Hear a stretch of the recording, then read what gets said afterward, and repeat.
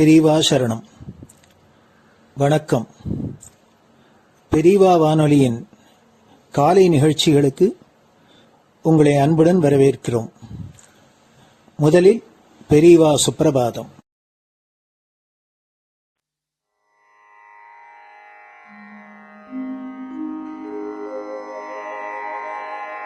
श्री महालक्ष्मी संतान स्वामीनाथ दयानिधे श्री चंद्रशेखर गुरो भवतु ते सुप्रभातम्। श्री महालक्ष्मी संतान स्वामीनाथ दयानिधे श्री चंद्रशेखर गुरो भवतु ते सुप्रभातम्।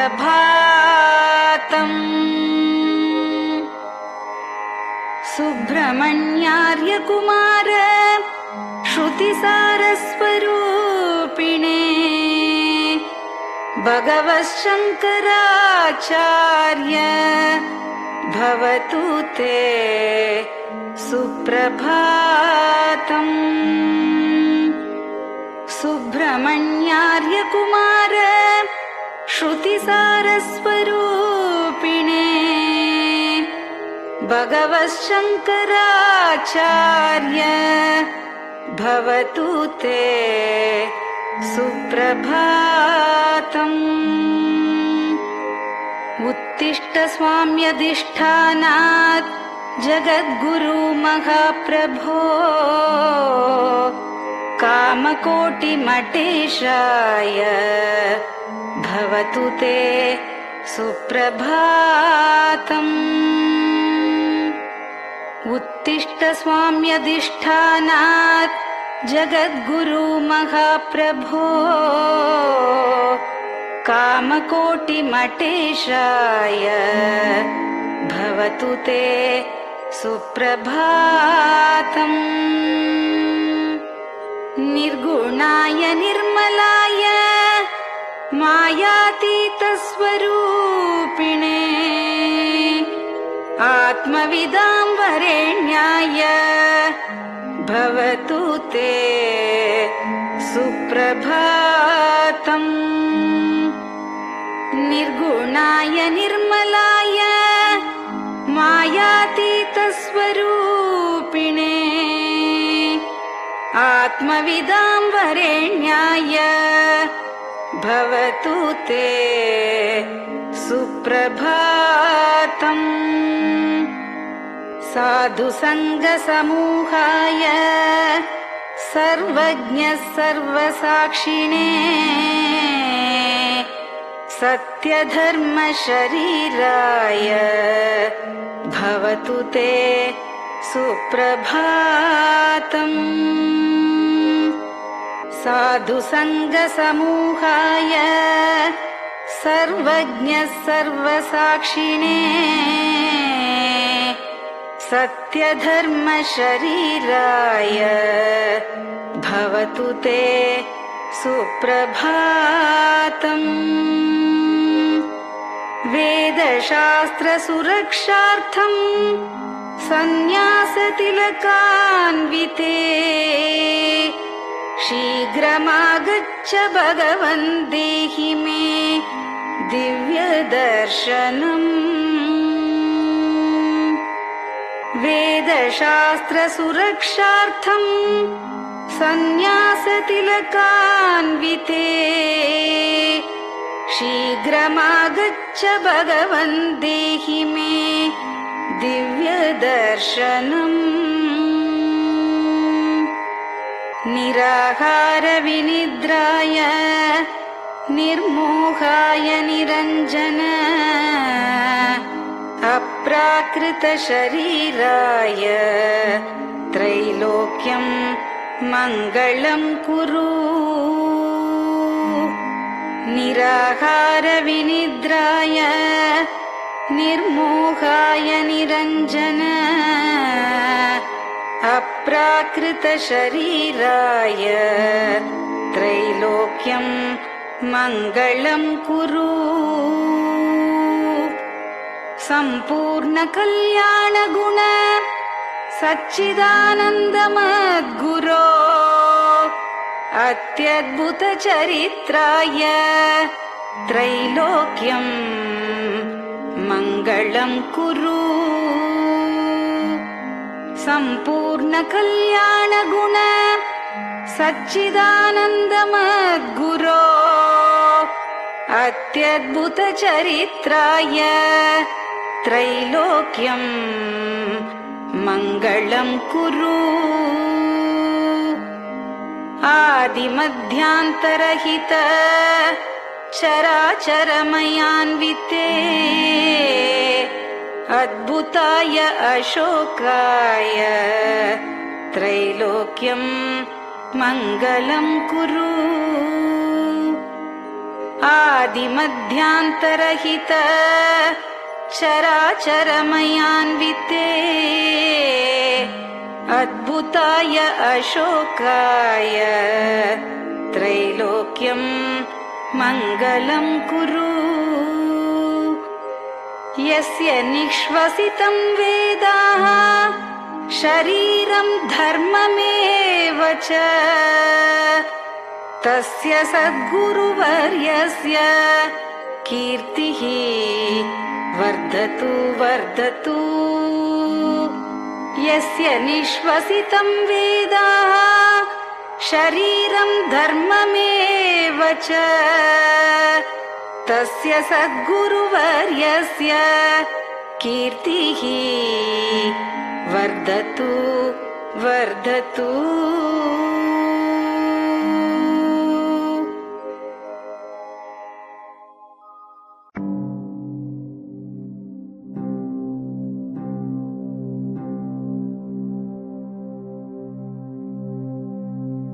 हर हर शंकर जय जय शंकर हर हर शंकर जय जय शंकर हर हर शंकर जय जय शंकर हर हर शंकर हर हर शंकर जय जय शंकर हर हर शंकर जय जय शंकर हर हर शंकर जय जय शंकर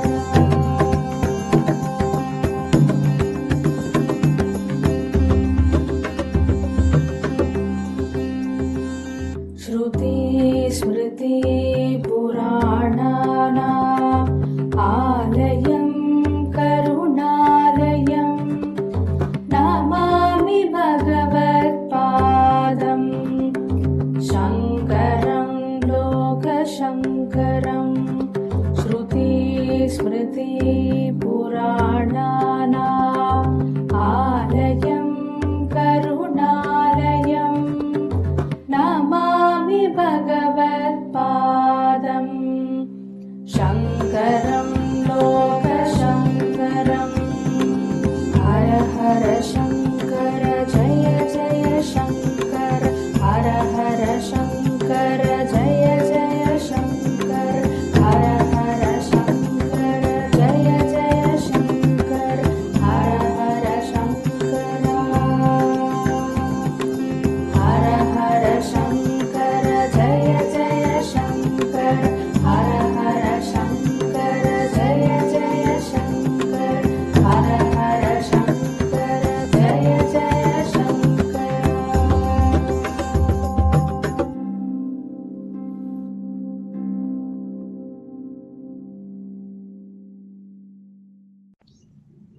பெரியவாச்சரணம். பெரியவா கராவலம்பம். பாடியவர் ஸ்ரீமதி லதா ஸ்ரீதரன் அவர்கள்.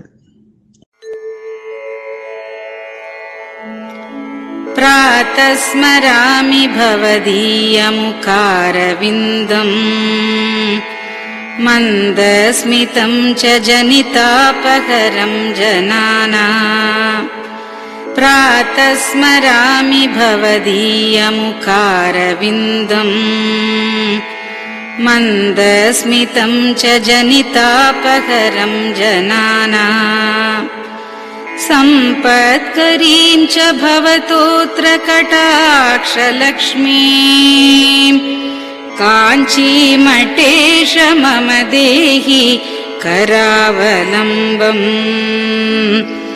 सम्पत्करीं च भवतोऽत्र कटाक्षलक्ष्मीम् काञ्चीमठेश मम देहि करावलम्बम् काञ्चीमठेश मम देहि करावलम्बम् काञ्चीमठेश मम देहि करावलम्बम् काञ्चीमठेश मम देहि करावलम्बम् प्रातः स्मरामि कलिदोषहराणि यानि हृद्यानि दिव्यमधुराणि मनोहराणि प्रातः स्मरामि कलिदोषहराणि यानि हृद्यानि दिव्यमधुराणि मनोहराणि वाक्यानि तेऽध्यवदनाम्बुजनिर्गतानि काञ्चीमठेश मम देहि करावलम्बम्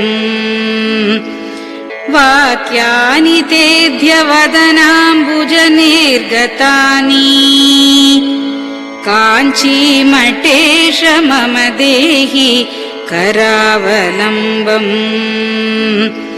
काञ्चीमठेश मम देहि करावलम्बम्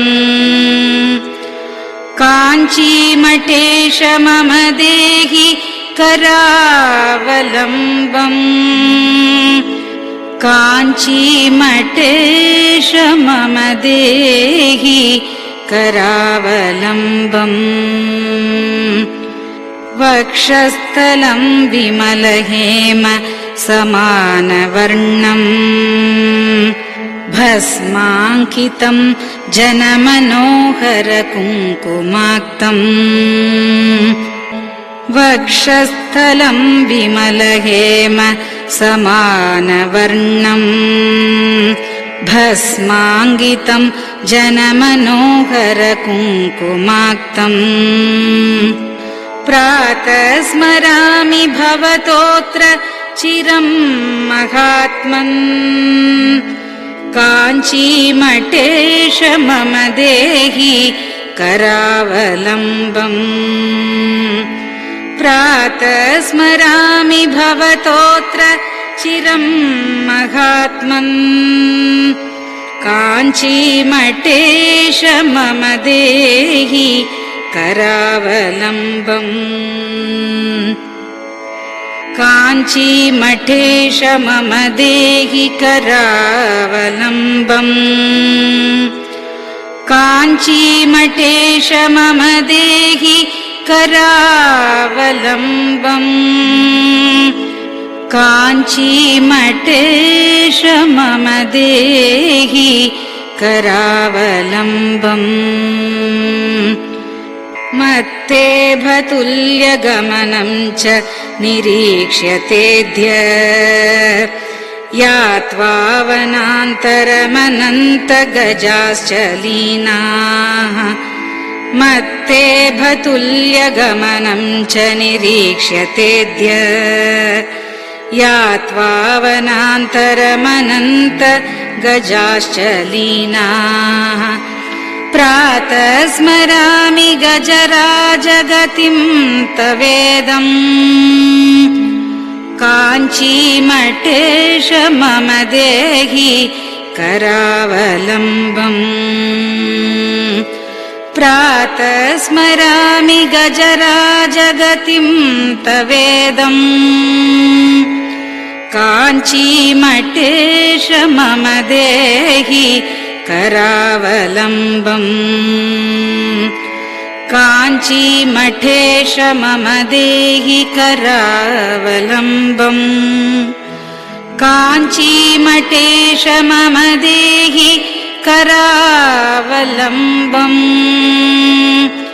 काञ्चीमठेश मम देहि करावलम्बम् दक्षेण दण्डमवलम्ब्य सदैतरेण हस्तेन चारुकलशं च विराजमानम् दक्षेण दण्डमवलम्ब्य सदैतरेण हस्तेन चारुकलशं च विराजमानम् रक्ताम्बरं च तव चारु कटिं स्मरामि काञ्चीमठेश मम देहि करावलम्बम् रक्ताम्बरं च तव चारु कटिं स्मरामि काञ्चीमठेश मम देहि करावलम्बम् काञ्चीमठेश मम देहि करावलम्बम् काञ्चीमठेश मम देहि करावलम्बम् काञ्चीमठेश मम देहि करावलम्बम् विस्मृत्य दोषमखिलं च ममापराधम् त्रातुं च याध्य भगवन् कृतबद्ध दीक्षा विस्मृत्य दोषमखिलं च ममापराधम् त्रातुं च याध्य भगवन् कृतबद्ध दीक्षा प्रातः स्मरामि यति पुङ्गवतेऽनुकम्पाम् काञ्चीमठेश मम देहि करावलम्बम् प्रातः स्मरामि यति पुङ्गवतेऽनुकम्पाम् काञ्चीमठेश मम देहि करावलम्बम् काञ्चीमठेश मम देहि करावलम्बम् काञ्चीमठेश मम देहि करावलम्बम् काञ्चीमठेश मम देहि करावलम्बम् प्रातः स्मरामि भवदीय पदारविन्दम् यस्मात् प्रयान्ति दुरितानि महान्ति तानि प्रातः स्मरामि भवदीय पदारविन्दम् यस्मात् प्रयान्ति दुरितानि महान्ति तानि आयान्ति तानि मुहुरुद्य सुमङ्गलानि काञ्चीमठेश मम देहि करावलम्बम् आयान्ति तानि मुहुरुद्य सुमङ्गलानि काञ्चीमठेश मम देहि करावलम्बम् काञ्चीमठेश मम देहि करावलम्बम् काञ्चीमठेश मम देहि करावलम्बम् काञ्चीमठेश मम देहि करावलम्बम् स्नानाश्च पानाश्च निषेवणाश्च ध्यानाश्च पापानिलयं प्रयान्ति स्नानाश्च पानाश्च निषेवणाश्च ध्यानाश्च पापानिलयं प्रयान्ति हे तीर्थपादानुसवं पदं ते तीर्थं च तीर्थीकरणं भजामि हे तीर्थपादानुसवं पदं ते तीर्थं च तीर्थीकरणं भजामि काञ्चीमठेश मम देहि करावलम्बम् काञ्चीमठेश मम देहि करावलम्बम्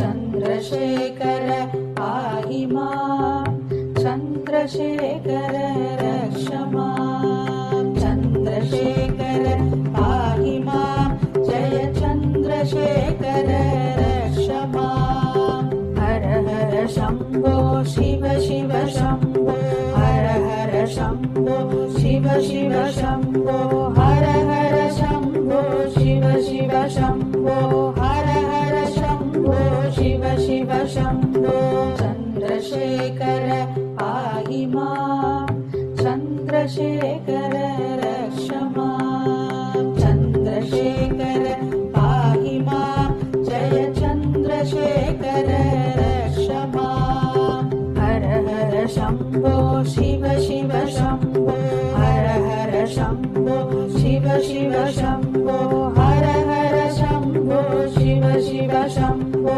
हर हर शम्भो शिव शिव शम्भो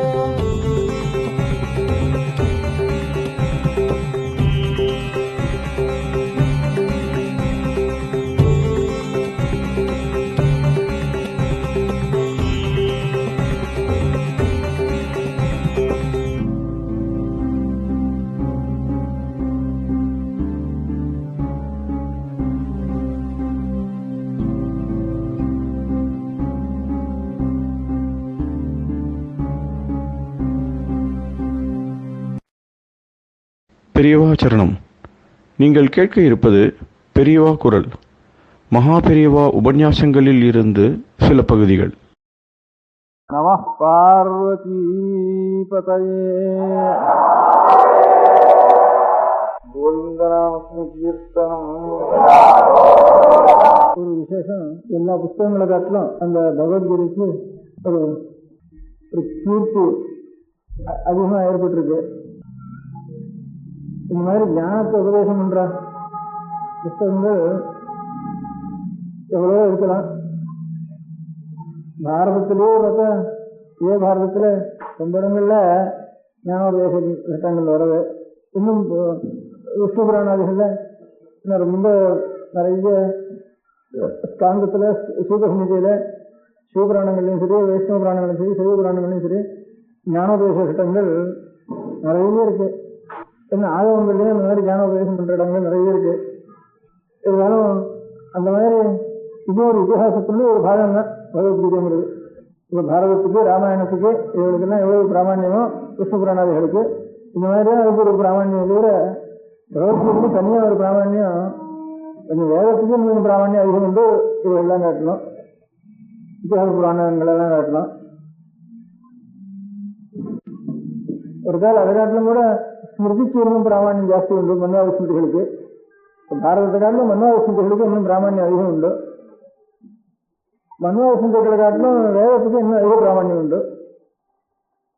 ஆக பிரமாணமான ஒரு நூலுங்கிற பார்த்தோம்னா பகவத்கீதைன்னா அவ்வளோ பிரமாணமா எல்லாத்தையும் சத்தியா அவ்வளோ சொல்றவன் அவ்வளோ ஒரு பேர் வரத்துக்கு அப்படி ஒன்றும் காரணம் இல்லை. இந்த பிரமாண நூல்கள்ங்கிற முறையில் வைதிக சம்பிரதாயத்தில் பிரமாண நூல்ங்கிற முறையில் பார்த்தா பாக்கி பாரதராமாயண புராணம் எல்லாம் அப்படியோ அந்த மாதிரி தான் இந்த பகவத்கீதையும். அப்படி இருக்கிறப்போ ஆனா ஞானோபதேச கணக்கை பார்த்தோம்னா இதே மாதிரியே இன்னும் கூடன்னு குறைச்சணும்னா இதுக்கு குறவில்லாம எவ்வளவோ இடத்துல இப்போ சூரியசங்கீதை விஷ்ணு புராணம் எல்லாம் நிறைய ஞானோபதேசம் கணக்கு வழக்கெல்லாம் இருக்கு. இதே மாதிரி சமப்பிரமாணமா இருக்க முடியாது நூல்கள்ல. அப்படி இருக்கிறப்போ இந்த பகவத்கீதை ஒரு புத்தகத்துக்கு மாத்திரம் இவ்வளவு சாதி உபநிஷத்துக்கெல்லாம் கூட அவ்வளவு தேவை இல்லை. பகவத்கீதை எல்லாருக்கும் தெரியும். இப்போ ஆனா இப்போ இந்த தற்காலத்துல சில பேர் அதுக்கு பகவத்கீதை குரலுக்கு பிரச்சாரம் பண்ணி இருக்கிற மாதிரி இப்போ பகவத்கீதைக்கும் பிரச்சாரம் பண்ணி அங்கங்கே ஒரு கீதாடை அதெல்லாம் வச்சு அங்கே அதுக்கு சின்ன சின்ன புத்தகம் பெரிய புத்தகம் இதெல்லாம் போட்டு இப்போதான் கொஞ்சம் அது பிரச்சாரத்துக்கு கொண்டு வந்திருக்காள் அந்த புத்தகத்தை. அதனாலதான் இப்போ அந்த புத்தகத்துக்கு அவ்வளோ பேர் இருக்கோம் அப்படின்னு ஒரு சந்தேகம் வரும். அப்படி சந்தேகப்படுறதுக்கு இடமில்லை. ஏன்னா பகவத்கீதைக்கு எவ்வளவு வியாக்கியானங்கள் ஆதி காலத்திலிருந்து ஆச்சாரியால் காலத்துக்கு கொஞ்சம் முந்தியோன்னு கூட சொல்லலாம். அசோக ஆச்சாரியால் அவரோட வியாக்கியானம் பண்ணியிருக்கார். இன்னும் காஷ்மீரத்தில் அநேகம் பேர் வியாக்கியானம் பண்ணியிருக்காரு. ஆசிரியர் ஹிமாச்சலம் நிறைய அதுக்கு எவ்வளவு வியாக்கியானங்கள் ஒவ்வொரு சம்பிரதாயத்தாலும் தனித்தனியா ஒவ்வொரு வியாக்கியானம் 2 வியாக்கியானம் 3 வியாக்கியானம் அவ்வளவு பண்ணிருக்கா. பெரிய புத்தகம் பகவத்கீதைக்கு இருக்கிற வியாக்கியானங்கள் எல்லாம் எடுத்து நிறைய வியாக்கியானால இந்த காலத்துல புதுசா அதுக்கு பேர் ஏற்பட்டதுன்னு சொல்றதுக்கு இல்லை. பகவத்கீதைக்கு ரொம்ப நாளாவே குறைஞ்சு இப்ப நம்ம தேசத்துல மாத்திரம் இல்லை, இன்னும் பகவத்கீதையினுடைய காப்பி இப்ப ஜாவாவில் ஒரு 700 வருஷமா நமக்கும் ஜாவாவுக்கும் அந்த ஊர்ல சாஸ்திரம் இருக்கு புத்தகம் இருக்கு நமக்கு தெரியாது. நம்ம ஊர் சாஸ்திரம் இருக்கு இப்படி ஒரு இருக்குன்னு அவளுக்கு தெரியாது. அப்படி இருக்கிறது நல்ல நம்முடைய கிரந்தங்கள்லாம் சாஸ்திர கிரந்தங்களும் புராண கிரந்தங்களும் வகைகளும் நம்ம தேசத்துல எவ்வளவு கொண்டாடுறோம் இதெல்லாம் ஜாஸ்தி கொண்டாடுறோம். துடுக்குவா போனதுக்கு அப்புறம் கூட இன்னும் கொண்டாடிட்டு இருக்கா. துடுக்குவா போய் ஒரு 400 வருஷத்துக்கு அப்புறம் கூட இன்னும் இந்த ராமாயண மகாபாரத ஒரு கல்யாணமோ காட்சியோ ஒரு பட்டாபிஷேகமோ ஒரு ராஜ்யத்தினுடைய ஒரு விசேஷமோ எதா இருந்தாலும் உடனே நேலாட்டத்தை கொண்டு வந்து ராமாயணத்தை கொடு மகாபாரதத்தை கொடு கர்ணன் அர்ஜுனன் ஹனுமான் ஆஞ்சநேயர் சீதை அசோகவனம் இதுதான் அந்த புதுக்கால் வீட்டில் புதுக்கால் பொழுதுகாரங்கள் எல்லாம் இதுதான் கொண்டாடிட்டு இருக்கா. நம்ம தேசத்தில் நாம் கொண்டாடுறதுக்காக இன்னும் ஜாஸ்தி கொண்டாடிட்டு இருக்கா. அங்கேயும் பகவத்கீதை இருக்கு. அதனால அத்தனை நாளைக்கு வந்து அங்கே இருக்குன்னு தெரியுது. அவ்வளவு சக்தியா இருக்கு பகவத்கீதைன்னு ஒரு புத்தகம். இதுக்கு என்ன காரணம்? இதெல்லாம் பிரமாணமானவர்கள்லாம் அவ்வளவு பேர் இல்லை. இந்த பகவத்கீதைக்கு நிறைய பேர் வந்திருக்கு. இது என்ன காரணம் இருக்கும் அப்படின்னு நானாவது யோசிக்கிறேன். அதுக்கு காரணம் இதை நானாவது யூகம் பண்ணினேன். அதுக்கு ஒரு காரணம் அந்த பகவத்கீதைக்கு இந்த காரணத்தினாலதான் அந்த பேர் வந்திருக்கும் போல் இருக்கு அப்படின்னு. இப்போ ஞானோபதேசங்கள்லாம் பண்ணிட்டு இருந்தா ஞானோபதேசம் பண்றதுக்கு இடம் என்னவா இருக்கணும்னா சப்தமே இருக்கக்கூடாது, நிசப்தமா இருக்கணும். நல்ல அழகான மரங்கள் செடிகள் நல்ல நதி தீரங்கள் இந்த தீர்த்தங்கள் ஒரு சாந்தமான இடங்கள் அந்த மாதிரி இவளுக்கும் ஒரு மனசுல ஒரு கவலையில இல்லாமல் இருக்க முடியாத சமயத்துல குருவுக்கும் சாந்தி நல்ல சாந்தமா இருக்கிற சமயத்துல சிஷ்யனும் ரொம்ப சௌகரியமா இருக்கிற சமயத்துல இடங்களும் நல்ல சௌகரியமா ஜலராமணியகம் ஸ்தலராமணியகம் இப்படி ஒரு நிழல் சாந்தம் ஒரு சாந்தியை வளர்க்கக்கூடிய இடத்துல தான் அநேகமா ஒரு ஆசிரமங்கள் ஏற்பட்டு அந்த ஆசிரமங்களில் மகர்ஷிகள் அந்த சிஷ்யாளுக்கு அப்படி எல்லாம் வந்து உபதேசம் பண்ணுவார். அப்படி ஏற்பட்ட புத்தகங்கள் தான் பாக்கி எல்லா புத்தகங்களும் பாக்கி ஞானோபதேசம் பண்ற புத்தகங்கள்லாம் அந்த மாதிரி ஒரு சாந்தி பிரதானமா இருக்க முடியாது. இப்ப நம்ம ஆச்சாரியர் பாஷ்யத்துக்கு சொல்றாங்க 4 சிஷ்யாவை போட்டு படம் இருக்கு. அந்த இடத்த பார்த்தாலே அழகா இருக்கு. இன்னும் பின்னால மலை இன்னொரு தாமரப்பழம் இன்னொன்று ஒரு சின்ன ஒரு குட்டீரம் அதுக்கு ஒரு இது பார்த்தா இன்னொரு 5 மாதம் இப்படி இருக்கணும்னு ஒரு மனோபாவம் பண்ணி இப்படி இருந்தா தான் ஒரு சாந்தமும் இருக்கணும்னு ஒரு நினைச்சிருந்து அப்படி இருக்கான். மனோபாவம் எல்லாருமே எந்த ரிஷிகள் உபதேசம் பண்ணினாலும் சரி எந்த சிஷ்யாவை கேட்டாலும் சரி அந்த மாதிரி நல்ல அதே தீரத்துலையும் ஒரு குளத்து நிறையிலையும் அப்படி இருந்து சாந்தமா இடங்கள்ல உபதேசம் பண்ணுவேன். பாக்கி எல்லா புத்தகமும் அந்த மாதிரி இடத்துல ஏற்பட்டதுதான். இந்த பகவத்கீதைக்கு மாத்திரம் விசேஷம் அடுத்த க்ஷணம் நம்ம தலையிருக்கோ மூக்கு இருக்கோ காது இருக்கோ வெயில் இருக்கோ சந்தேகமா இருக்க முடியாத சமயத்துல ஞானோபதேசம் பண்றதுக்கு ஒரு மழை பெஞ்சா இருந்து விடுவோம் எல்லாரும். ஆனா 2 கல்லு விழுந்தானா அதுக்கு மேல இருந்து விடுவோம்.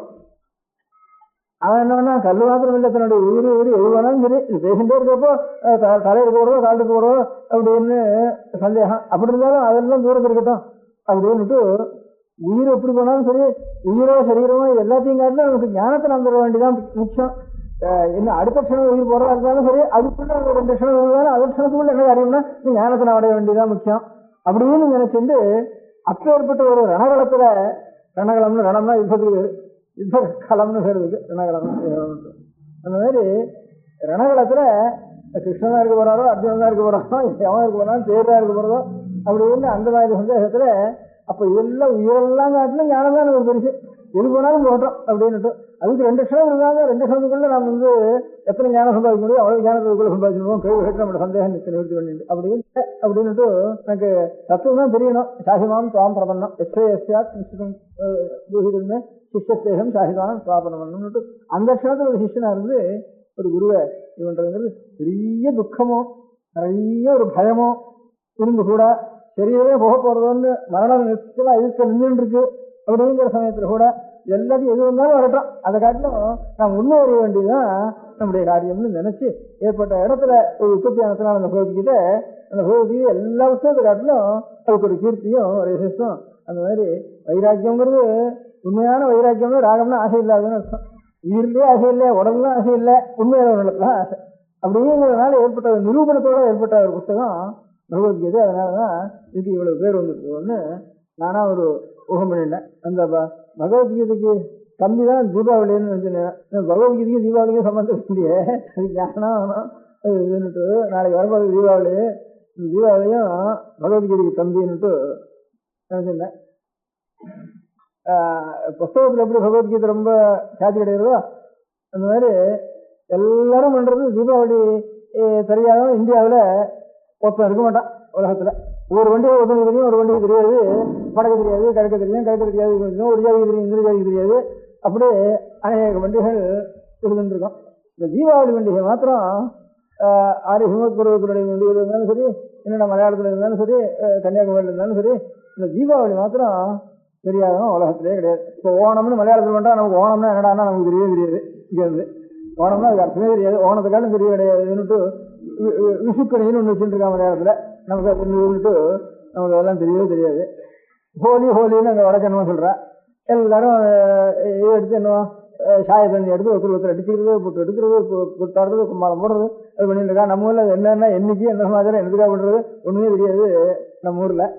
இப்படி ஒவ்வொரு ஊர்ல ஒவ்வொன்றும் முக்கியமா இருக்கு.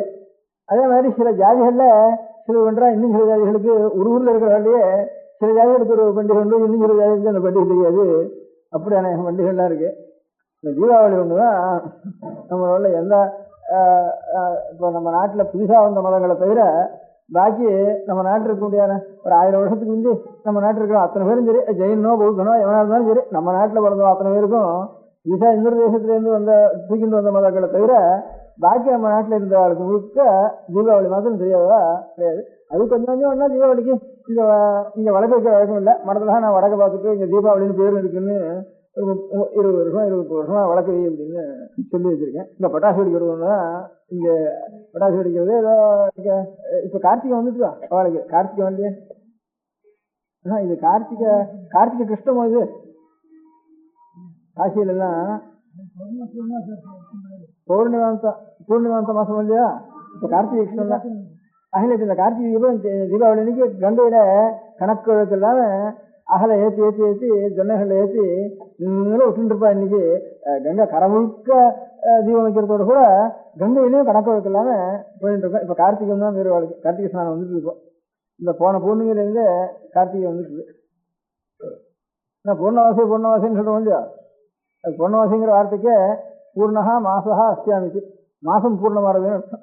அதனால பூர்ணமியிலேருந்து தான் பூர்ணிமை வரைக்கும் ஒரு மாசம். நமக்கெல்லாம் அமாவாசையிலேருந்து அமாவாசை மாசம் இந்த சாந்திர மாசம் வச்சுட்டு இருக்கோம். அவளுக்கு பூர்ணமியிலேருந்து பூர்ணிமை மாசம் அவாசாந்திரமானம் வச்சுட்டு இருக்கா வடக்க. எப்படி இருந்தாலும் இந்த தீபாவளி இன்னைக்குதான்.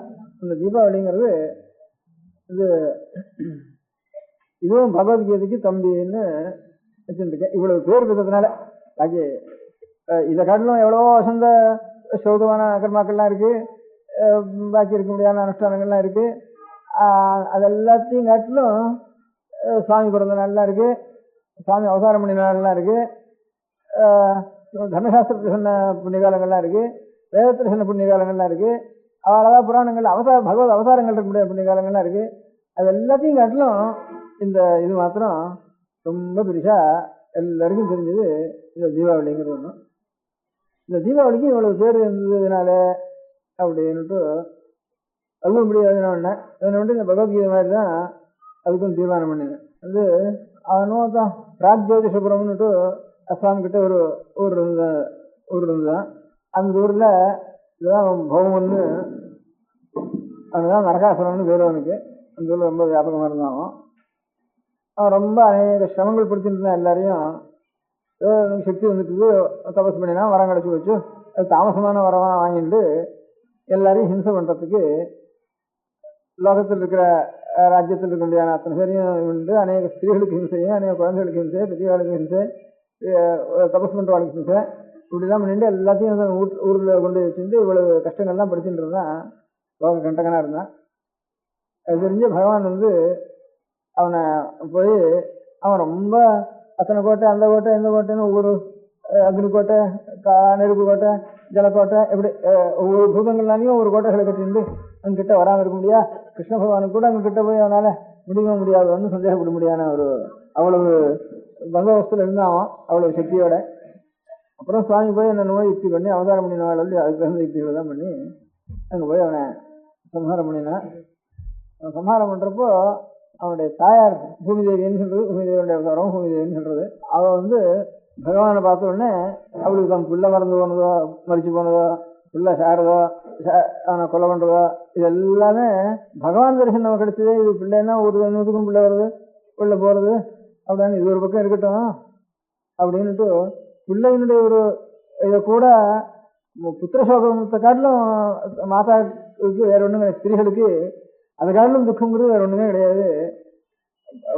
பர்த்தா போறான்னா தனக்கு ஒரு இது வரைக்கும் இருக்க சௌகரியங்கள் குறைஞ்சுங்கிற ஒரு லௌகிக துக்கமும் அதில் சேர்ந்துருக்கு.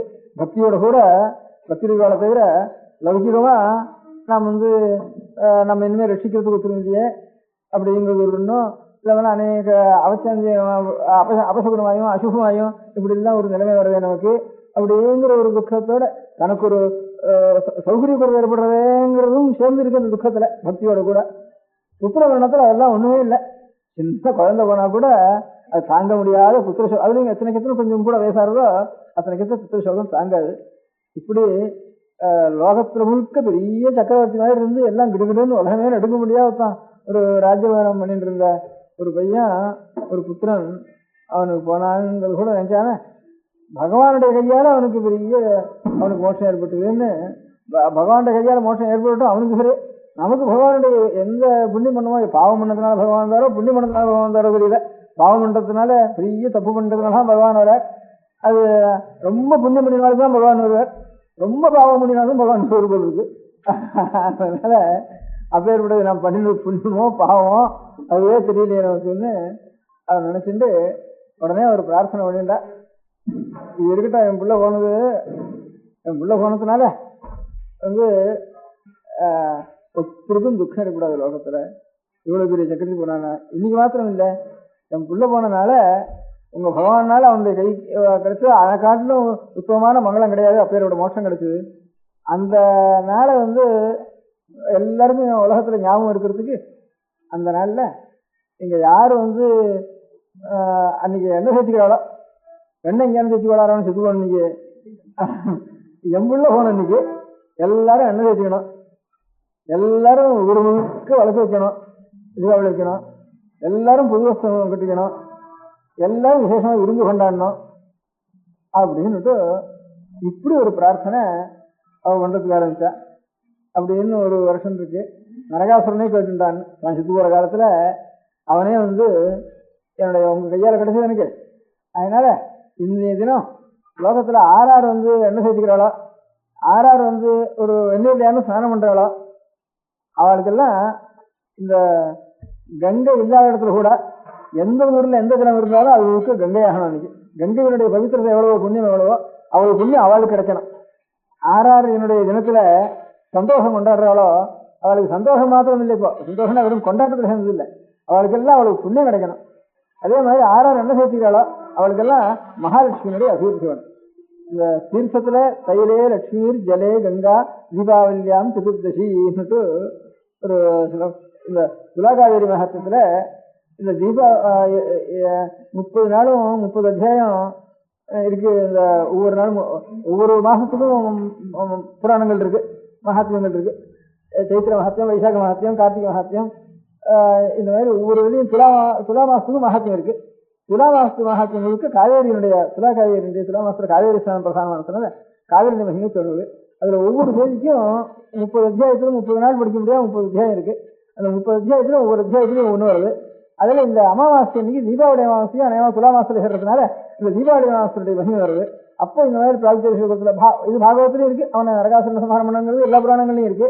அதுல இந்த துலா புராணத்துல அதை சேர்க்கிற காலத்துல இந்த மாதிரி தைலே லட்சுமி ஜலகங்கான்னுட்டு எந்த ஜலத்துல இருந்தாலும் அங்க கங்கையினுடைய சாநித்தியம் இருக்குன்னுட்டு அதுல கங்கையே துலா மாசத்துல கங்கையுடைய மகிமையும் சேர்ந்து காவேரியில் வருதுங்கிறதுனால எல்லாரும் ஸ்நானம் பண்றதுனால இந்த தீபாவளியில எண்ணெய் தேய்ச்சிட்டு உடனே காவேரி ஸ்நானம் பண்ணணும் அப்படின்னு துலா காவேரி சொல்றதுக்காக இது கொண்டு போய் இந்த சரித்திரங்களை சொல்லி இந்த ஸ்லோகம் இருக்கு.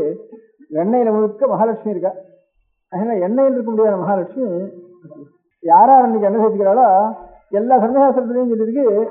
வானப்பிரசனோ சன்னியாசியோ எல்லாத்தையும் விட்டவனோ எல்லாரும் எண்ணெய் சேர்த்துக்கணும்னு சொல்லியிருக்காங்க. மாத்திரம் அது ஒவ்வொரு வர்ணத்தையும் சொல்லி ஒரு ஆசிரமத்தையும் சொல்லி எல்லாரும் எந்த விதைக்கு சரியா இருந்தாலும் பாக்கி இருக்க முடியாத வருஷம் எதா இருந்தாலும் அந்த வருஷங்கள்லாம் நிறுத்தி பண்ணிட்டு தீபாவளி இன்னைக்கு எண்ணெய் தேய்ச்சிருந்தாகணும் அப்படின்னு சொல்லியிருக்கு. எண்ணெய் தேய்ச்சிக்கிறதும் இந்த வப்பனம் பண்ணிக்கிறதும் இந்த சங்கவ காலத்துல தான் பண்ணணும்னுட்டு சங்கவ காலத்துக்கு முந்தி பண்ணக்கூடாது. பிராதர் அபியஸ்த தேசத்து நிஷ்கத்தில் நெய்வ விஜயதேன்னுட்டு அந்த சங்கவம் சொன்னா 6 காலம்னு பேரு. இந்த 6 காலம்னா 5 காலம் 6 தானே இல்ல 6 நாளில் ஒன்றும் 5 காலம் தான். பிராத காலம், சங்கவ காலம், மாத்தியான்ய காலம், அபராண்ண காலம், சாயங்காலம் 5 காலம் தான். இந்த பகல்ல 6 நாள் ஒவ்வொன்றுக்கு 6 நாள்னா ஒரு நாளைக்கு 24 நிமிஷம். 24 நிமிஷம்னா 2 மணி 24 நிமிஷம் ஆகுது. அது 60 24 84 நிமிஷம் ஆகுது ஒரு காலத்துக்கு. அந்த 2 மணி 24 உதயம் முதல் சரியா 30 நாளைக்குன்னு கணக்கு பண்ணினா உதயம் முதல் 2 மணி 8:24 வரைக்கும் பிராதகாலம்னு பேரு. 8:24 இருந்து 10:48 வரைக்கும் சங்கவ காலம்னு பேரு. 10:40 இருந்து 1:12 வரைக்கும் மாத்தியான்ய காலம்னு பேரு. 1:12 இருந்து 3:38 வரைக்கும் அது அபராண்ண காலம்னு பேரு. அதுக்கப்புறம் 6 மணி வரைக்கும் சாயங்காலம்னு பேரு. பிராத சங்கவ மாத்தியான அபராண்ண சாயங்காலான்னு பேரு. இதுல இன்னென்ன காலத்துல என்னென்ன பண்ணணும்னு சமசாஸ்திரத்துல விதிச்சிருக்கு. அதுல இந்த அபியங்கம்னா என்ன சேர்த்துக்கிறது, சௌரம், இது ரெண்டும் இந்த ஹோமங்கள் பிராயஷ்சித்தங்கள் இதெல்லாம் சங்கவ காலத்துல பண்ண வேண்டிய காரியம். இந்த காயத்ரி கூட காயத்ரி ஜபம்ங்கிறது 8 மணி 24 அப்புறம் தான் அது பிராயஷ்சித்த அர்த்தம் ஏற்பட்டு காயத்ரி. அந்த காயத்ரி ஜபத்துல வருஷாந்திரத்துல பண்ற காயத்ரி ஜபத்துக்கு அந்த காயத்ரி ஜபம்னு ஒரு நாள் போடுறேன் அன்னைக்கு பண்றது அது பிராயஷ்சித்த ரூபம். அது பிராயஷ்சித்த ரூபம் சங்கவ காலத்துல மண்ணும் விடியாலம் பண்ணக்கூடாது. விடிகாலம் சாஸ்திரம் பண்றதுனால அது தனியா பண்ண வேண்டியது.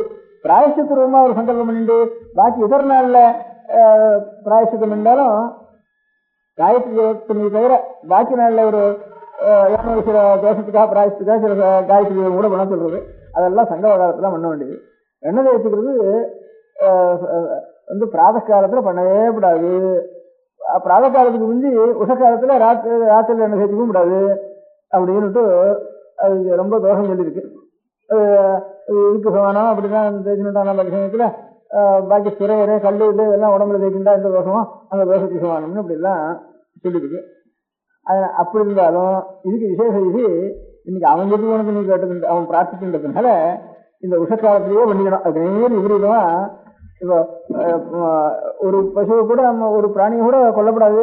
ஆனா யஜ்யத்துல பிராணி ஹிம்சை பண்ணினா தோஷம் இல்லைன்னு சொல்ற மாதிரி நேர விபரீதம் சொல்ற மாதிரி அதே மாதிரி என்ன சேர்த்துக்கவே கூடாது இந்த 8:30 மணிக்குள்ள. ஆனாலும் இந்த அன்னைக்கு உஷக்காலத்தில் தேய்ச்சிண்டு ஆகணும். 6 இருந்தாலும் தேய்ச்சிண்டு ஆகணும்னுட்டு அவன் பிரார்த்தனை பண்ணியிருந்தான். அந்த அவன் பிரார்த்தனையை சுவாமி யாரான்னு ஒத்தான் அவன் தாயாரா பிள்ளை பெரிய எடுத்துட்டு அப்பாரான்னு ஊரெல்லாம் நல்லா இருக்கணும்னு கோப்பாட முடியாது. அப்ப அவளுடைய வைராக்கியம் எவ்வளவு மனசுல ஒரு இது இருந்து நான் எல்லாரும் சந்தோஷமா இருக்கணும்னு மாத்திரம் இல்லை, எல்லாருக்கும் புண்ணியமும் கிடைக்கணும்ட்டு அது மாத்திரம் இல்லை. அதனால இந்த கங்கையே எல்லா தீர்த்தத்திலையும் வரணும். கங்கா ஸ்நானம் எல்லாரும் பண்ணி கங்கா ஸ்நானம் பண்ணி புண்ணியம் உண்டோ அந்த புண்ணியம் வாழ் கிடைக்கணும். அதே மாதிரி லட்சுமி எல்லாருக்கும் ஐஸ்வர்யம் கிடைக்கணும், சேவமும் கிடைக்கணும் அப்படின்னு இப்படி ஒருத்தர் சாகுந்தருவாயில ஒருத்தன் கேட்டுக்கோனா சாகுந்தருவாயில அவன் கேட்டுட்டா கூட கேட்டுக்கோ. பிள்ளைகளுக்கு கொடுத்த தாய் கேட்டுக்கோளா அவளுடைய வயிறு காலத்துல இப்படி தன்னுடைய வயரடிய காலத்துல இவரது துக்க மத்தியில ஒரு பெரிய உற்சவத்துக்கு பிரார்த்தனை பண்ணிட்டு அதுக்கு பகவான் அனுகிரகம் பண்ணி அப்படி இருக்க முடியாத ஒரு உற்சவம், அது ஒரு உற்சவம் இருக்காது, பிரார்த்திச்சுட்டு இருக்க மாட்டா. அதனால இதை காட்டிலும் ஒரு வைராக்கியமும் உண்மையா லோகம் முழுக்க க்ஷேமமா இருக்கணுங்கிற ஒரு எண்ணத்தோடு ஏற்பட்ட ஒரு உற்சவம். அதுல இருந்து நம்முடைய ஒரு துக்கங்கள்லாம் பெருசு இல்லை, ஊரெல்லாம் நல்லா இருந்தா போதும். நமக்கு பரம துக்கம் இருக்கிற காலத்துல பாக்கியத்துல தோணும், சாமானிய சமயத்துல பரம துக்கத்தை அனுபவிச்சு இருக்கிற க்ஷணத்துல இந்த துக்கங்கள்லாம் விஷயம் இல்லை. ஊர் முழுக்க நல்லா இருக்கணும், எல்லாரும் நல்ல புண்ணியவான்களா இருக்கணும், எல்லாரும் சேவம் ஐஸ்வர்யவான்களா இருக்கணும், எல்லாம் புண்ணியசாலிகளாயும் எல்லாரும் ஐஸ்வர்யசாலிகளாயும் ஆக முடியாத வரத்தை நாம் கேட்கணும் இந்த ஆபத்துல அப்படின்னு இப்பேற்பட்ட துக்கத்துலன்னு பெரிய துக்க காலத்துல தன்னுடைய துக்கத்தையே மறந்துட்டு லோகங்கள்லாம் நல்லா இருக்கணும், லோகங்கள்லாம் புண்ணியசாலிகளாகணும் அப்படின்னு ஒரு எண்ணம், ஒரு பரோபகார சிந்தை இருக்கு. அந்த பரோபகார சிந்தையினால ஏற்பட்ட ஒரு உற்சவமானதுனால பகவத்கீதை மாதிரி ரணகாலத்துல ஞானோதயம் என்ற மாதிரி இந்த மாதிரி அந்த மரண காலத்துல தன்னுடைய மரணங்களை பிள்ளை பெறும் சமயத்துல ஊர்லாம் நல்லா இருக்கணும், சேமமா இருக்கணும்னு ஒரு அம்மாவுக்காவது மனசுல வருமா இங்கேயாவது எண்ணம். நம்ம பிள்ளை இப்படி போயிட்டு பாக்கலாம் நல்லா இருக்கேன்னு சொல்றது அந்த சமயத்துல அவெல்லாம் பிள்ளை வச்சுன்னு நல்லா இருக்காளே அப்படி தோணி செய்யற நமக்கு சாமானியம் எல்லாம் இருக்கும். எவ்வளவு சொந்த மனுஷாலா இருந்தா கூட நம்ம பிள்ளை போகட்டும், இதுதான் போயிடுது, அதனால அவனுக்கும் நல்ல சேவம் கிடைக்கணும், ஊரெல்லாம் நல்லா இருக்கணும், ஊரெல்லாம் ஊர் நல்லா இருக்கணும், மாதிரி புண்ணியசாலியா இருக்கணும், அவருக்கு காமகரிகாரம் ஆகணும் லோகம் முழுக்க அப்படின்னு ஒரு பிரார்த்திக்கிறோமா. பிரார்த்திக்கிறதுனால அது பூமின்னு சொல்றது. அந்த பூமியுடைய உள்ள பௌமன்னு பேரு பௌமாசுரன்னுட்டு அவனுக்கு நடக்கான்னு வருது. அந்த ஒரு புண்ணிய காலத்துல அப்பேற்பட்ட ஒரு தியாகம் பண்ணி அதுல இருந்து அந்த தியாகத்தினால ஏற்பட்ட ஒரு மகோத்சவத்தினால இந்த தீபாவளி உற்சவத்துக்கு இவ்வளவு சாதி வந்துச்சுன்ட்டு தோணிச்சு. பகவத்கீதை எப்படி ஏற்பட்ட பகவத்கீதை எந்த மாதிரி இருந்தாச்சோ அந்த மாதிரி லோகத்துல ஒரு புத்தகம் உண்டால அப்பேற்பட்ட இடத்துல இந்த மாதிரி பெரிய வயலறிஞர் சமயத்துல சந்தமா லோகம் முழுக்க நல்லா இருக்கணும், புண்ணியசாலியா இருக்கணும்னு ஒரு எண்ணம், பெரிய எண்ணம் வந்து அந்த எண்ணத்தினுடைய மிக இந்த இது இப்ப ஏற்பட்ட ஒரு பெரிய தீபாவளிக்கு இவரெல்லாம் தீபாவளின்ட்டு பேர் வரத்துக்கு சொல்ற வழக்கம் அப்படின்னு நான் நினைச்சேன். சில வழக்கம் இல்லை, நானா ஊகம் பண்ணி எனக்கு ஒரு தோணின அபிப்பிராயத்தை எனக்காக சொல்லணும். அவ பிரார்த்திக்கிறதுனால அவள் நல்ல உயர்ந்த நல்ல அவளுக்கு ஈடான ஒரு மனோபாவம் ஆருக்கு இல்லை, அவ்வளவு உயர்ந்த மனோபாவத்தை அடைஞ்சிருந்தது இது எதுவும் தெரியுதுன்னு நான் முடிக்க வேண்டியிருக்கு. அவ அடைஞ்சு இருக்கட்டும், நமக்கு என்ன செய்யனால கேட்டா அப்படி அவ அப்படி பிரார்த்திக்க முடியாத பிரார்த்திக்கின்ற ஒரு பெரிய மகத்துவம் உலகம் உள்ளனாலும் உள்ளளவும் வந்திருந்தானே நமக்கும் அது மாதிரி நம்முடைய சொந்த குடும்பத்திலேயோ நம்முடைய சொந்த முறையிலேயோ ஏற்பட்ட கஷ்டங்கள்லாம் பெரிய கஷ்டம் இல்லை, ஊரெல்லாம் நல்லா வாழணும் அப்படிங்கிற எண்ணம் நமக்கு நாம் மறந்து வரக்கூடாது. அதான் நமக்கு ஏற்பட்ட லாபம் இருந்து தீபாவளி எப்படிதான் ஏற்பட்டது என்ன, தனக்கு பெரிய துக்கம் இருந்தாலும் இவரெல்லாம் நல்லா இருக்கணும்னு ஒருத்த பிரார்த்திக்கிறதுனால இந்த துக்கம் ஏற்பட்டதுங்கிற மூலத்தை நம்ம தெரிஞ்சுக்கவானா நமக்கு கொஞ்சமாவது உரைக்கும். கஷ்டம் வரது சகஜம், நாம் தப்பும் பண்ணுவோம், தப்புக்கு ஒரு கஷ்டம் அனுபவிப்போம், தப்புக்கு ஒரு கஷ்டத்தை தப்பு பண்ணிட்டுக்காக ஒரு கஷ்டத்தை அனுபவிக்கிற காலத்துல அந்த தப்பு சில சமயம் நமக்கு தெரியும், சில சமயம் தெரியாம இருக்கலாம், நாம் என்ன தப்பு பண்ணினோம்னு தெரியாம இருக்கலாம், அப்பவும் சில கஷ்டம் அனுபவிப்போம். தெரிஞ்சும் நமக்கு நியாயம்தான் நாம் இவ்வளவு பண்ணிருக்கோம், நம்ம பண்ணிருக்கிறதுக்கு இந்த கஷ்டம் நமக்கு வந்திருக்கு அப்படின்னு தெரிஞ்சும் ஒரு சமயங்கள்ல சமாதானப்படுத்திக்குவோம். நமக்கு இந்த ஜென்மத்தில் நம்ம ஒரு பாவம் பண்ணலையே, எனக்கு இவ்வளவு கஷ்டம் வந்திருக்கு, இதுக்கு என்ன காரணம் இல்லாம இருக்குது, இப்படி வரதுக்கு கொஞ்சம் கூட நியாயம் இல்லைன்னு சில சமயம் துக்கவும் விடுவோம். நமக்கு தெரிஞ்சுக்கிட்டும் தெரியாத ஓட்டம் எல்லாம் நமக்கு தெரியும் தீர்மானம் பண்ண முடியாது. இது வரது அதுல இருந்து அந்த காரணத்துல காரணம் நமக்கு சில சமயம் தெரியாது, சில சமயம் தெரியாம இருக்குது. அப்பேற்பட்ட எத்தனை கஷ்டம் வந்தாலும் அந்த கஷ்டங்கள்லாம் நம்ம கஷ்டங்கிறது பெருசு இல்லை, நாம் அழிவுன்றதுக்காக மாத்திரம் போறது. அந்த க்ஷணத்துலயும் ஊர்லாம் நல்லா இருக்கணும்னு லோகத்துல எல்லாரும் நல்லா இருக்கணும் அப்படின்னுட்டு அந்த மாதிரி ஒரு மனப்பான்மை வளரணுங்கிறதுக்காகத்தான் இப்ப ஏற்பட்ட மகோத்சவத்தை அதுதான் மூலம் இருக்கு. நாம இதுல எடுத்துக்க வேண்டிய மாறல் நமக்கு எத்தனை இப்ப இந்த மாதிரி ஒரு புராண கதை இருக்கிறதுக்கு காரணம் என்ன, அந்த புராண கதை எந்தக்காக நமக்கு எழுதி வைக்கணும், அந்த புராண கதையை அப்படியே லோகத்துல நடத்திட்டே வரணும் அந்த மகோத்சவத்தை அப்படின்னு எல்லாரும் பெரிய எல்லாம் சேர்ந்து இத்தனை தலைமுறையா அது வந்திருக்கிறதுக்கு காரணம் என்ன இதான் காரணம். நமக்கு எத்தனையோ வரதான் வரும், கஷ்டங்கள் தான் ஜாஸ்தியா வரும், மனுஷ பிறவியில சுகும்போது எப்போதான் வரும். அப்பேற்பட்ட எந்த கஷ்டம் வந்தாலும் அந்த நமக்கெல்லாம் வருது ரொம்ப பெரிய மனுஷாளுக்கு ரொம்ப பெரிய கஷ்டம் வரும், சின்ன மனுஷாலுக்கு கொஞ்சம் கொஞ்சம் கஷ்டம் வரும். இந்த மாதிரி ரொம்ப பெரிய மனுஷா எல்லாரும் அப்பேற்பட்ட இப்போ ராவணாதிகளோ எல்லாரும் அசுராலோ அப்பேற்பட்டவாளுக்கெல்லாம் ரொம்ப பெரியவா, ரொம்ப பெரியவாளுக்கு இடிச்சா ரொம்ப பெருசாதான் அவளுக்கு வரும். அதனால ரொம்ப ரொம்ப உயரமான மாடியிலேருந்து 4வது மாடியிலேருந்து விழுந்தவனுக்கு ரொம்ப ஜாஸ்தியாக மண்டை உடைக்கும். இங்கே வந்து ஏதோ தொண்ணூறுலேருந்து வரவனுக்கு ஏதோ கொஞ்சம் வலிக்கும், ஒரு சுருக்கிக்கும், அவ்வளோதான் இருக்கும். அது 4 மாடியிலேருந்து விழுவதற்கு ஜாஸ்தியாக தான் இருக்கும் அவளுக்கு. அதனால் நமக்கெல்லாம் வர கஷ்டம் பெரிய கஷ்டமே இல்லை. அதனால் இது நமக்கு ஒவ்வொன்றையும் பெரிய கஷ்டமாக நினச்சிட்டு இருக்கோம். நம்ம இது பெருசாக சொன்னதோ எந்த கஷ்டம் வந்தாலும் நம்ம கஷ்டம் பெருசு இல்லை. அதனால் எல்லாரும் நல்லா இருக்கணும் அப்படிங்கிற மாறலை நமக்கு உணர்த்துறதுக்காகத்தான் பகவானை அங்கீகரிச்சு இதுக்கு வரம் கொடுத்தாரு. இந்த ஸ்திரீ நீ பிரார்த்திச்ச கொடுத்தாரு நான் கொடுத்தேன்னா அவனுக்கு முன்னத்துக்காக மாத்திரம் இல்லை, லோகத்தில் இருக்கிற எல்லாருக்கும் இதை இது ஆறானும் கோடி ஜனங்கள்ல ஆறாம் கவனிச்சு பார்ப்பான். கவனிச்சு பார்த்தா இந்த மாறலை அவன் எடுத்துட்டு நமக்கு இந்த மாதிரி நமக்கு எந்த கஷ்டம் வந்தாலும் அந்த கஷ்டங்கள்லாம் கஷ்டம் இல்லை, எல்லாரும் நல்லா இருக்கணும் அப்படிங்கிற அதைத்தான் நாம் பிரார்த்திக்கணும். இன்னும் பிரார்த்திச்சுட்டா அப்புறம் இந்த கஷ்டமே அவனுக்கு தோணாது. இந்த கஷ்டத்துக்கு மருந்து இந்த கஷ்டத்தையே அழுதுட்டு இருந்தா நினைச்சுட்டு இருந்தா இன்னும் வளங்கன்னு கேட்டுக்கும் போதே போகாது. நம்ம கஷ்டம் என்ன தெரிஞ்சு இன்னும் எத்தனை ஜனங்கள் கஷ்டப்பட்டு இருக்கு, லோகத்தில் இருக்கிற கஷ்டங்கள்லாம் நிவர்த்தி ஆகட்டும் அப்படின்னு நினைச்சோம்னா நம்ம கஷ்டமே மறந்து போயிடணுக்கு நம்ம கஷ்டத்துக்கு பெரிய ஹீலிங் அது இல்லாமல் நம்ம கஷ்டம் எதுனா இருந்து போட்டோம் ஊரெல்லாம் நல்லா இருக்கணும் அப்படிங்கிறது நமக்கு ஞாபகப்படுத்துக்காகத்தான் பகவான் அனுகிரகம் பண்ணி அப்பா நீ பிரார்த்தனை பண்றது சரின்னு அவனுக்கு மாத்திரம் அனுகிரகம் அர்த்தம் இல்லை, லோகத்தில் அவங்க எல்லாருக்கும் சேர்ந்து அனுகிரகம் பண்றதுக்காகத்தான். நாமெல்லாம் நல்லா இருக்கணும், சந்தோஷம் வாழணும், விருந்து சாப்பிடணுங்கிற மாத்திரம் இல்லை அர்த்தம். இந்த விருந்து எதிரில் எந்த மூலத்துல என்ன உண்டாயிருக்கு அவன் மாதிரி நமக்கே மனப்பான்மை வேண்டாமா. நம்முடைய வாழ்நாள்லையும் இந்த மாதிரி ஒரு எண்ணத்தை நாம் வளர்க்கணுங்கிற ஒரு அபிப்பிராயம் தான் நாம் தெரிஞ்சுக்க வேண்டியது. இதுதான் பகவானுடைய சங்கல்பமா இருக்கும். அதுக்காக தான் இந்த உற்சவம் நடக்கணும்னு பகவானும் ஆக்ஞா பண்ணி கிருஷ்ண பகவான் ஆக்ஞா பண்ணி லோகத்தில் நடக்கணும்னு பண்ணியிருக்காருன்னுட்டு நாம் தெரிஞ்சு கொள்ள வேண்டியது இந்த ஒரு விஷயம். அந்த மாதிரி அதுலேருந்து நமக்கு தெரிய வேண்டிய மாதிரி எவ்வளவு பெரிய கஷ்டம் வந்தாலும் அந்த கஷ்டத்தை கஷ்டம் நினைக்காம இந்த ஊர்லாம் கஷ்டப்படாம ஊருக்கு ஏதாவது கொஞ்சமாவது நம்மளால ஒரு கஷ்டத்தை நிறுத்தி பண்ண முடியாது பகவானை பிரார்த்திப்போம் இப்படிங்கிற எண்ணம் நம்ம கையால் நம்ம நினைக்கிறதுக்காலும் மனசு பூர்வமா பகவானை பிரார்த்திச்சோம்னா நாம் பண்றதுக்காலும் இன்னும் அவளுக்கு இன்னும் கஷ்டம் தானா நிவர்த்தி ஆகும் அப்படின்ட்டு ஊர்ல எல்லாம் கஷ்டப்படாம இருக்க முடியாது. எனக்கு வந்த கஷ்டம் இருக்கட்டும், அதுதான் எனக்கு வேணும் வேண்டாம்னு நாம் சொல்ல முடியாது நம்மளால. அதனால அது பகவானுக்கு தெரியும், சுகம் கொடுக்கணுமா கஷ்டம் கொடுக்கணுமாங்கிறது அவருக்கு தெரியும். அதனால அவர் எப்போ கொடுத்தாரோ அது அவருக்கு தெரியாம ஒரு காரியம் நடக்கிற, அதனால அவருக்கு தெரிஞ்சு நடக்கிற காரியமானதுனால அது தப்புன்னு நான் நினைக்க வேண்டாம், கஷ்டம்னு நான் நினைக்க வேண்டாம் நம்ம அப்படின்னுட்டு அது சமாதானப்படுத்திட்டு பாக்கி எல்லாரும் கஷ்டப்படுறாலும் அந்த கஷ்டத்தை என் பிரார்த்தனைக்காக பகவான் நிறுத்தி கொண்டு அவளுடைய கஷ்டத்துக்கு கொஞ்சம் சமாதானம் பண்றதா இருந்ததுன்னா அதுக்காக எனக்கு பெரிய க்ஷேமம் கிடையாது அப்படிங்கிற எண்ணத்தோட நாம் இருக்கணுங்கிறதுக்காக தான் இந்த தீபாவளி நமக்கு இருக்குன்னு ஒரு அபிப்பிராயம். இன்னொரு அபிப்பிராயம் கூட அதான் நான் கீழே சொன்ன மாதிரி பெரிய ஒரு ரொம்ப குரூரமான காரியங்களுக்கு எல்லை இல்லாம குரூரமான காரியங்கள் செஞ்சுன்றவர்களுக்கெல்லாம் நேர பகவானே அவளை சம்ஹாரம் பண்றாருன்னுட்டு ஒவ்வொரு சரித்திரத்திலையும் பிரகலாதனோ நரசிம்மனோ இப்போ ராமாவதாரத்திலேயோ கிருஷ்ணாவதாரத்திலேயோ இந்த 2-3 நரசிம்மாவதாரம் ராமாவதாரம் கிருஷ்ணாவதாரம் இந்த 3 அவதாரங்கள்ல தான் ரொம்ப அதிகமா சம்ஹாரம் பண்ணினதெல்லாம்.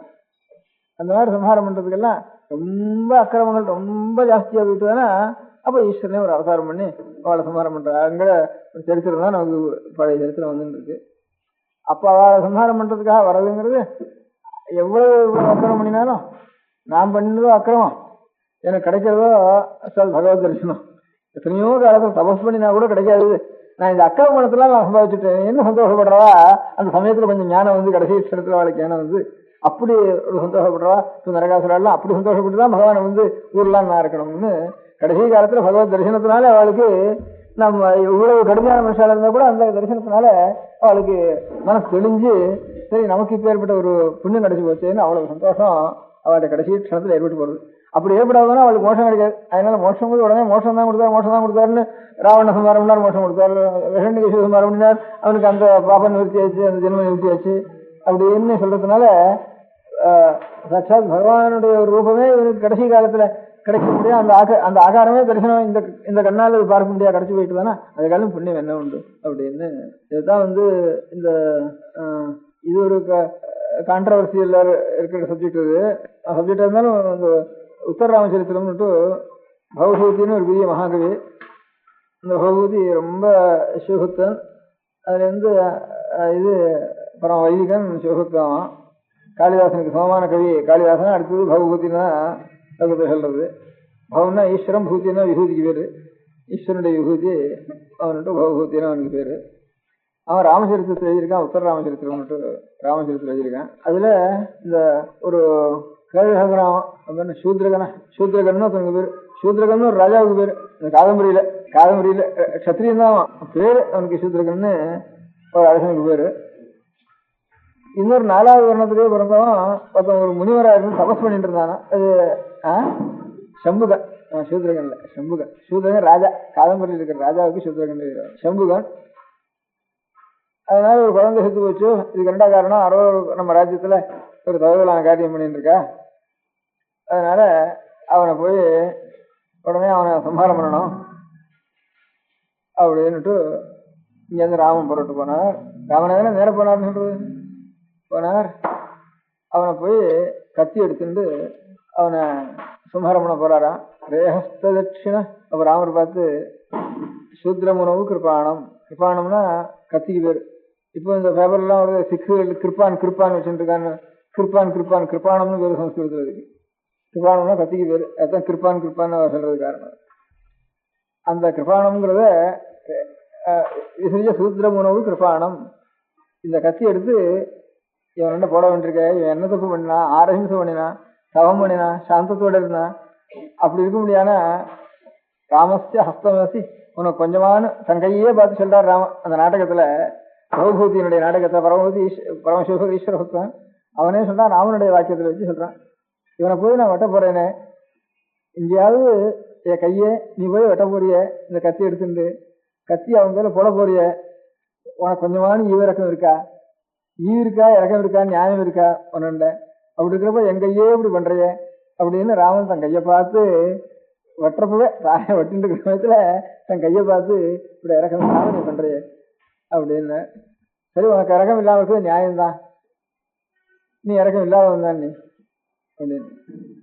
ஏன்னா ராமஸ்ய ஹஸ்தமசி, நீ ராமனுடைய கை, நீ அது எப்பேற்பட்ட கை, ராமனுடைய கை இதுக்கு வந்து என்ன பண்ணி தெரியுமா, துர்பர கர்ப்பசின்ன சீதா விவாசன பட்டோ, நிறைய பூர்ண கர்ப்பமா இருக்க முடியாத குசலவாழ கர்ப்பத்தில் இருக்க முடியாத சீதையே யாரோ ஒரு வண்ணான் சொன்னான்னுட்டு இங்கேருந்து சரின்னு தூக்கி லட்சுமணன் கொடுத்து அழைச்சுன்னு வா அப்படின்னு அனுப்பிச்ச கையில்லையாது, போயிட்டு வான்னு காட்டின கையில்லையாது, அந்த கைக்கு இறக்கம் இங்க வர போறது.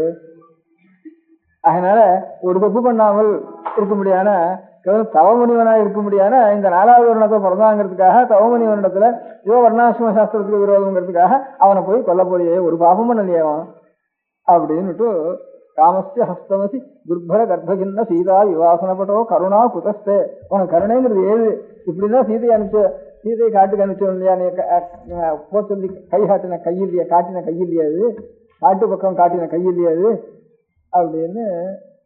சரிதான், உனக்கு கருணை இல்லைதான், இல்லை என்ன பண்றது அப்படின்ட்டு தன் கையை பார்த்து ராமர் சொல்றதா முதல்ல சொன்ன. அப்புறம் அவன் சொன்னான், இருந்து நான் தவம் பண்ணது தப்புன்னு நினைச்சுட்டுனா நீங்க வந்து என்ன வெட்டுறதுக்கு வந்திருக்கேன், நான் தவம் பண்ணது தப்புன்னா என்னுடைய அந்த காலத்துல ராமதர்சனம் கிடைக்குமா எனக்கு, எல்லாரும் தவம் பண்றது அதுக்காக தானே, அந்த காலத்துல பகவானுடைய தரிசனம் கிடைக்காமங்கிறதுக்காக தானே எல்லாரும் தவம் பண்றது. சாட்சாத் பகவான அவதாரம் பண்ண ஒரு இதுல அரகாரம் பண்ண ராமன் தன்னுடைய அந்த காலத்துல வருவானா அதுக்கு காரணம் என் தவம் தானே, அந்த தவம் தப்புங்கிறதுனால எப்படி தப்பாகுது அப்படின்னு அவன் கேட்டானா. இவருக்கு பதில் நாடகத்துல கல்பனை பண்றப்போ பகவதி அதனால சரி நீங்க உங்க கணக்குல பாவம் எழுதியோ புண்ணியம் ஒண்ணு எழுதிக்கோ, அதுல இருந்து எனக்கு இதனுடைய பலம் கிடைச்சி வச்சு, அதனால இந்த பாவம் பண்ணதுனாலதான் எனக்கு இந்த பலமானது. மகாபுண்ணியங்கள் தவசுகளுக்கெல்லாம் கிடைக்கல, நான் வந்து ஒரு நியாயமா ஒரு ரிஷிகள் தவசுக்கு ஏற்பட்ட குளத்துல ஏற்பட்ட ரிஷிகள் இருக்காள, அவள் எத்தனையோ கோடியான தவம் பண்ற கூட அவளுக்கு கிடைக்கல. நான் என்ன கொஞ்சம் ஆரம்பிச்சோன்னு எனக்கு கிடைச்சி வச்சு நான் வந்து அனர்ஹனா இருக்கிறதுனால, அனர்ஹன் தவம் பண்ணா அது பெரிய புண்ணியம் அப்படின்னு அதனுடைய பலம் எனக்கு கிடைச்சி வச்சுட்டு அவன் சொன்னான்னு பகவதி சொல்ற காலத்துல அந்த மாதிரி சொன்னான். அந்த மாதிரி பெரிய ரொம்ப எது பாபமும் ரொம்ப கடுமையான தப்புன்னு தோன்றதோ அப்பேற்பட்ட பெரிய தப்புகளுக்கெல்லாம் இது இவன் சாஸ்திரத்தை மீறி பண்ணினாங்கிறது மாத்திரம் தான் அவனுக்கு. புறத்தியாருக்கு ஹிம்சை கூட கிடையாது, புறத்தியாருக்கு ஹிம்சை இதனால தானா வந்து நேர்ந்து இருக்கணும்னு ஊகம் பண்ணுறதே தவிர பாக்கி ராவணனோ இப்போ ஹிரண்யசிவோ இப்போ இவனோ போய் ஊரெல்லாம் ஹிம்சை பண்ணி வெட்டி ஹிம்சை கஷ்டப்படுத்தி எத்தனையோ பதிவர்களுக்கு ஹானி ஏற்படுத்தி எத்தனையோ சாதுக்களுக்கெல்லாம் ஹிம்சை பண்ணி இப்படிதான் நேரவே பிரத்யட்சமா ஹிம்சை பண்றான்.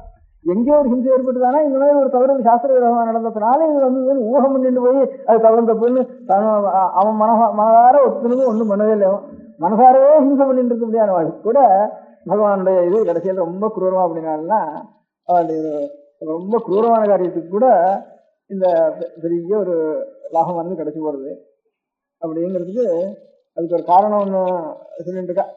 இந்த செம்புக்கனுடைய கதை ஒரு பக்கம் இருக்கட்டும், பாக்கி இந்த மாதிரி ரொம்ப குரூரமான காரியம் நடந்தவரோட சாட்சாத் பகவானே போய் அவளை சம்ஹாரம் பண்றதுங்கிறது இப்பேற்பட்ட கடுமையான மனுஷாளுக்கு பகவானுக்கு ஒரு வேற எங்கேயும் சாமானிய சக்தி உள்ளவாள் போய் அடிக்க முடியாது. அதுக்காக பகவான் அவதாரம் பண்ண வேண்டிய வந்துட்டு சாமானிய மனுஷால முடியாதுங்கிறது ஒரு பக்கம் இருக்கட்டும்.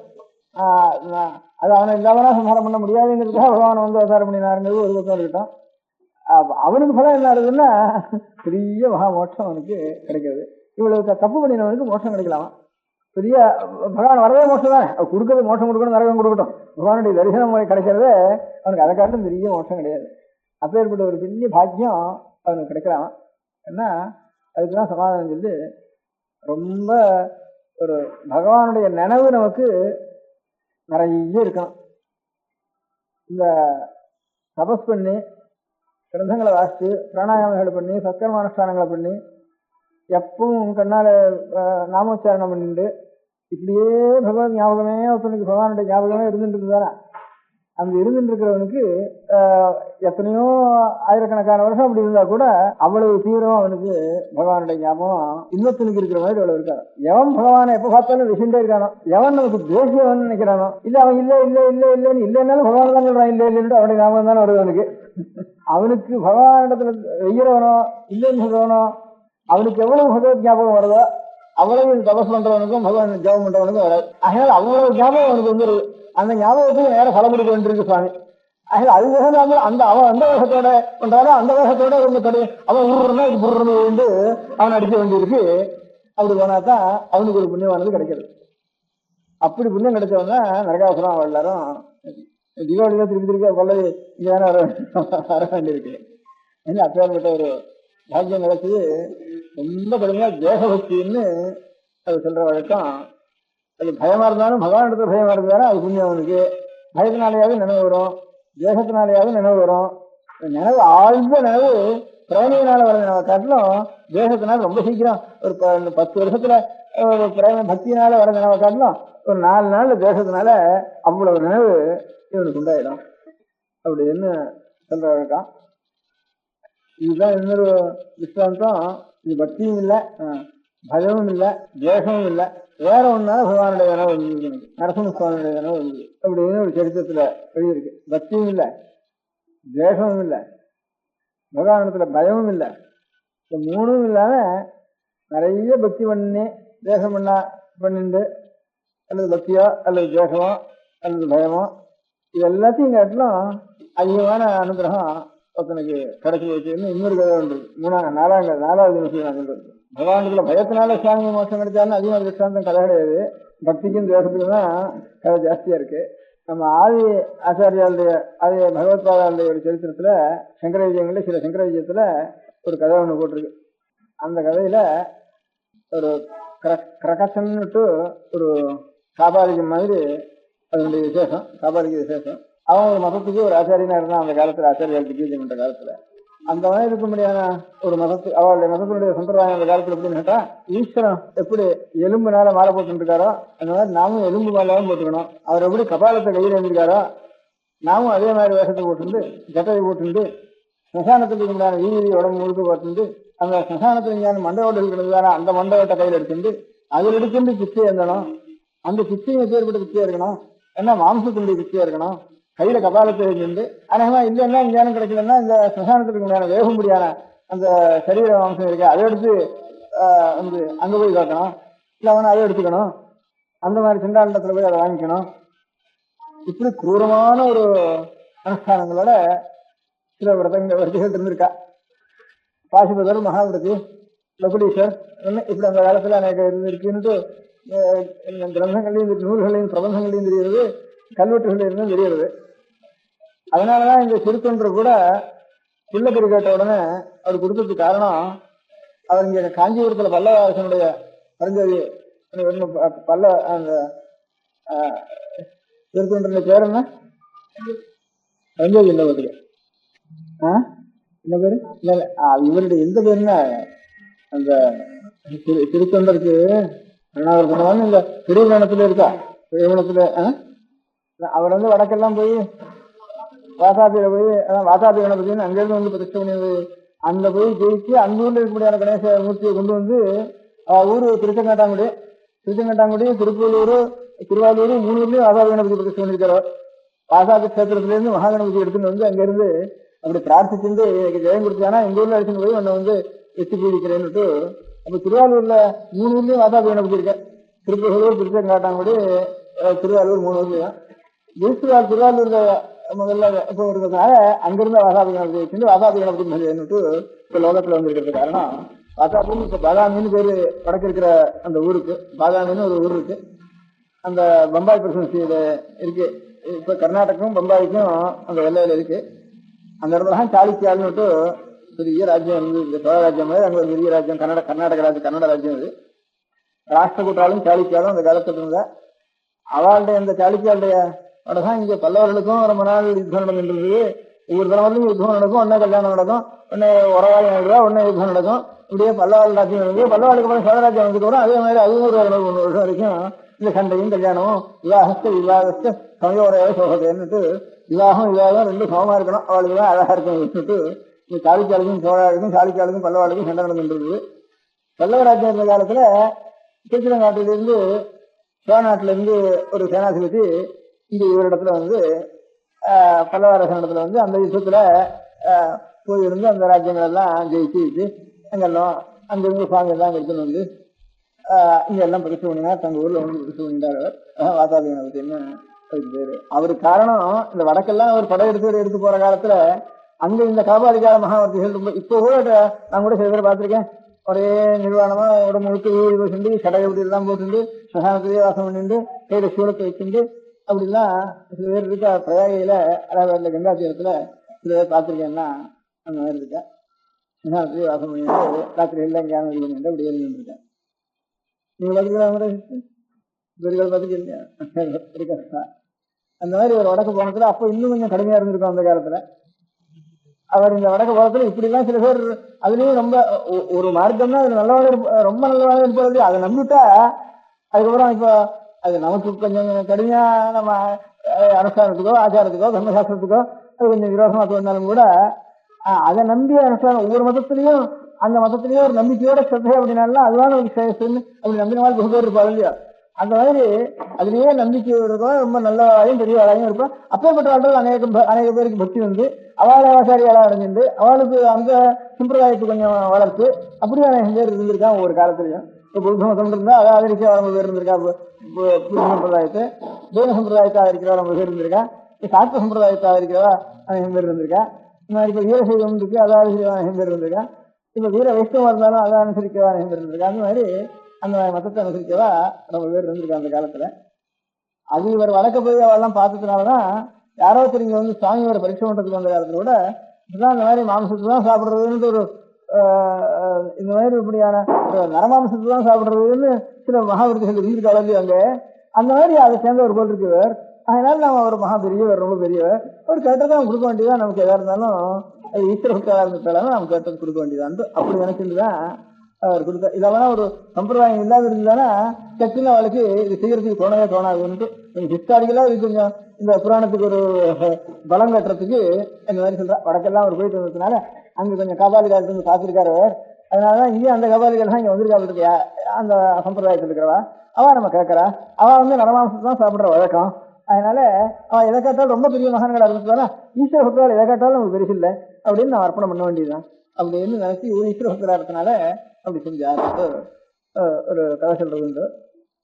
அந்த மாதிரி ஆச்சாரியாளுடைய காலத்துல ஒரு பெரிய இந்த காபாலிகன் பிறந்த கிரகச்சன்னுட்டு அவனுக்கு பேருன்னு சில சங்கரங்கள்ல சொல்லியிருக்கு. அந்த கிரகச்சங்கரம் ஆச்சாரியால் வந்து சாந்தமாயும் ஞான பிரதானமாயும் வந்து ஏதோ வேதோக்தமான ஆச்சார அனுஷ்டானங்கள் சீலத்தோடையும் வேதத்தில் சொல்லிருக்கிற மார்க்கத்தோட பாக்கி தாந்திரிக மார்க்கங்களை அதிகமாக நம்ம வந்து அனுஷ்டிக்க வேண்டாம், அது கொஞ்சம் குரூரமா இருக்கும், சில இடங்கள்ல இதுவா இருக்கும். வேத விருத்தமா இருந்தானா தாந்திரிக மார்க்கங்கள் நம்ம வேதத்தை அனுசரிச்சிருந்தானா தந்திரங்கள்ல இருந்து ஆகவங்கள்ல இருந்து எது எடுக்கலாமோ அதை எடுத்துக்கலாம். ரொம்ப வேதானுஷ்டானங்களுக்கு ரொம்ப மாறுபட்டு இருந்ததுன்னா அப்பேற்பட்டத நம்ம அதுக்கு அதிகாரிகள் வேற, சாமானியமான அதிகாரிகள் இந்த காலத்துல கிடையாது அப்பேற்பட்ட அதிகாரிகளுக்கு.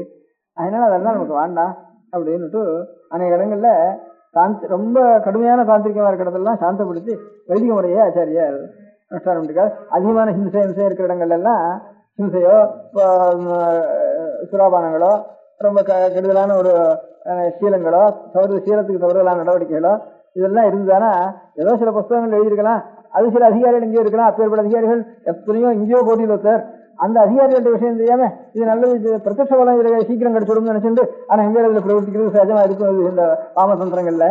அதெல்லாம் கூடாதுப்பா நமக்கு. அந்த அதிகாரியா நாம் இருந்தா கூட அது பண்ணாததுனால தப்பு இல்லை, வேதத்துண்ட மார்க்கத்திலேயே நம்ம பண்ணதுனால நமக்கு ஒன்றும் கெடுதல் கிடையாது. அதனால குரூரமா இருக்கிறதுல இன்னும் நாம் கெட்டு போறதுக்கு தான் அதிக வழி இருக்கணும். நான் அதிகாரியா இருந்து அந்த வழியில போனவானா நாம் இன்னும் கெட்டு போறதுக்கு தான் அது மார்க்கம். அதனால அதெல்லாம் நமக்கு வேண்டவே வேண்டாம், அது கொஞ்சம் கடுமையான வழி இது. அதனால அந்த வழிக்கெல்லாம் நம்ம போக வேண்டாம் அப்படின்னு ஆச்சாரியார் கொஞ்சம் வேதத்தினால விகிதமான மார்க்கம் எதுவோ வேதங்கள்லையும் தர்ம நூல்கள்னாலையும் சுதிஸ்மிதிகளில் சொல்லப்பட ஒரு மார்க்கத்தை அனுசரிச்சா போறோம். அதை அனுசரிச்சு ஈஸ்வரபக்தியை நாம் பண்ணிட்டு இருக்க வேண்டியதுதான் சரின்னுட்டு இதையே ஆச்சாரியார் கடைசியில இவ்வளவனுடைய பிரயோஜனம் என்ன கேட்டா அவனிடத்துல உண்மையான அன்பு நமக்கு இருக்குதுன்னா அவனுடைய சுரூபம் என்னதுன்னு தானா அவன் பிரகாசிக்கிறான். அவனுடைய சுரூபம் நம்மளையும் சாப்பிடுற சுரூபாக தான், நம்மளையும் உலகமெல்லாம் அவனுடைய சுரூபம் ஆகிட்டு தானே. நான்கிறது மாத்திரம் தனியாக ஒன்று இருப்பானே, இதையும் கரைச்சி விட்டு அவனே அகம்பாவம் இந்த அகங்காரத்தையும் ஈஸ்வர சுரூபத்தில் கரைச்சி விட்டுவானா அப்போ சிவ ஐக்கியம் வந்துடுறது, சிவம் வேற ஜீவன் வேறங்கிற ஒரு பேதம் இல்லாம இதுவும் சேர்ந்து கரைஞ்சி விடுறதுல அப்படிங்கிற ஒரு தத்துவத்துல தத்துவ திருஷ்டியில உண்மையில கடைசியில உனக்கு திருஷ்டி இருக்கணும். அந்த உண்மையை தவிர பாக்கி இந்த உபாசனையில அனுஷ்டானத்துல இது பிரதானமாக வச்சுட்டு இதுக்காக எதற்கான கர்மானுஷ்டானங்களையும் சீலங்களையும் கொண்டு கொஞ்சம் கோரமான காரியங்கள்லாம் செய்ய வேண்டாம்னுட்டு இந்த உபதேசங்களே ஆச்சாரியால் பண்ணிட்டே வந்ததுனால அவள் இந்த மாதிரி கொஞ்சம் கடுமையான தாந்திரிக மார்க்கங்களுக்கெல்லாம் வர வர வர கொஞ்சம் குறைவு ஏற்பட்டது ஆச்சாரியால் காலத்துல. அப்போ அந்த கசக்கு அவன் ஒரு மதத்துக்கு ஆச்சாரியன் என்ன சொன்னாலும் ஜனங்கள் ஆச்சாரியால் சொல்றதா இவாளுக்கு மனசுக்கு நியாயமா படுறது, திருப்தியா படுறது. நம்முடைய ஒரு அனுஷ்டானங்கள்லாம் இந்த குருவமான இந்த மகாபாரதாதிகள் தான் ஜனங்களுக்கு வர வர வர இதுல நம்பிக்கை குறைஞ்சு போயிடுறது. இது என்ன பண்றதுக்கு வழி? இந்த ஆச்சாரியால தீர்த்துட்டா தான், சங்கராச்சாரியால தீர்த்துட்டா தான் நமக்கு ஆபத்து இல்லாம இருக்கும் அப்படின்னு நினைச்சுட்டு அவன் என்ன பண்ணினா சீக்கிரத்துக்கோ ராஜராஜாக்களோ எப்பவும் ஆச்சாரியாலத்துல 6000 சிஷ்யர் ஷட்ஸ்து சிஷ்யானாம்னு எங்க திக்விஜயம் என்று போனாலும் 6000 சிஷ்யர் கூடவே போயிட்டு இருப்பாளாம். அவள் ராஜராஜாக்கள் முகன்னு பின்னோட பரிவாரங்களோட எங்க ஆச்சாரியால் இருந்தாலும் பின்னோட எந்த காட்டில் இருந்தாலும் எந்த நதியில் இருந்தாலும் எந்த மலைக்கு போனாலும் கூடவே வந்துட்டு இருப்பா. இப்படி இருக்கிறப்ப இவாளை போய் நம்ம எப்படி சம்ஹாரம் பண்றதுன்னு முடியும் நம்மளால. இவாளை சம்ஹாரம் முடியாதானா நம்ம மதம் பழைக்காது போல் இருக்கு. அதனால இவாளால் அடியோட போயிடும் போல் இருக்கே நம்ம மதம், நாமும் அந்த மதத்துக்கு ஆச்சாரியனா இருக்கோம் அப்படின்னு அவன் ரொம்ப புத்திசாலி. அதனால ஒரு யுக்தி ஒன்றும் பண்ணினான். தனியா ஆச்சாரியால் இடத்துல இருக்கிறப்போ பக்தன் மாதிரி ரொம்ப பக்தியோட பிரார்த்தனை பண்ணி நான் இந்த மதஸ்தான் உண்மையை சொல்லிட்டேன், நிஜமா சொல்லணும் அவள் இடத்துல இந்த மதஸ்தான். அதுக்காக நான் ஒரு கபாலி ஸ்வரூபமா இருக்க முடியாத ஒரு சுவாமிய நான் இந்த தாந்திரிகமான ஒரு மார்க்கத்துல உபாசிச்சுட்டு அதுக்கு ஒரு மனோட உபாசிச்சுட்டு இருக்கேன். அது பெரிய ஒரு ஹோமம் ஒன்று பண்ணிட்டு இருக்கேன். அவர் எனக்கு பிரத்யட்சமா வரேன்னு சொல்லி சொப்பனத்தில் சொல்லிருக்க. இன்னும் ஒரு யஜ்ஞத்தை ஹோமத்தை பண்ணினியானா அந்த ஹோமத்துக்கு ஒரு நரபலி கொடுக்கணும். இந்த நரபலிங்கிறது ஒரு சிரஸை அறுத்து கொடுக்கணும். அதுக்கு ஹோமம் பண்ணணும். அந்த சிரஸை ஆறா இருக்கணும்னு கேட்டா அஷ்டவாசித்தியோடு பெற்ற யோகியா இருக்கணும், இல்லை அஷ்டைஸ்வர சம்பந்தமான ஒரு சாம்ராஜ்ய பட்டாபிஷேகமான சக்கரவர்த்தியா இருக்கணும். சக்கரவர்த்தி இடத்துல போய் கேட்டோம்னா நினைக்கிறதுக்குள்ள எந்த அளவு விடும். அதனால தாங்களோ மகாபரோபகாரி, உங்களுக்கு தாங்கிற சரீராசியமே கிடையாது. அதனால இது பிரத்யட்சம் லோகம் முழுக்க தெரியும். அதனால எனக்கு என்னுடைய ஈஸ்வரன் என்னுடைய இஷ்ட தெய்வம் எனக்கு பிரத்யட்சனுடைய இடத்துக்கு தங்களுக்கு கிருப்பை இருந்தானா இந்த சிரஸை நான் கேட்கறது அபசாரம் இருந்தாலும் தேவதா விஷயத்தினால கேட்கறதுனால நீங்க அதை அங்கீகரிப்பேன்னு நினைக்கிறேன். அதனால இந்த சிரஸை எனக்கு கொடுக்கணும்னுட்டு ஆச்சாரியாண்டத்துல தனியா நமஸ்காரம் பண்ணி அவரோட ஒத்துரும் இல்லாத சமயத்துல இப்படியே ரொம்ப நாள் எதிர்பார்த்து பிரார்த்திச்சுட்டு அப்படி கேட்டான். நான் இது இந்த எலும்பு தலையில இதெல்லாம் ஒண்ணுக்கும் உபயோகம் இல்லைன்னு நினைச்சேன். ஒருத்தனுக்கு பெரிய லாபத்துக்கு உபயோகமா இது கிடைக்க முடியாத சந்தர்ப்பம் எனக்கு வந்துதா? என்னைக்கானு தானாவது உருண்டுதான் போறது, இது இங்கே கீழே போயிட போறது கொடுக்குறப்போ இப்போட பிரயோஜனத்தோட ஒண்ணு கிடைக்க முடியாத சந்தர்ப்பம் எனக்கு நேர்ந்துதா அப்படின்னு ஆச்சாரியால் ரொம்ப சந்தோஷப்பட்டு.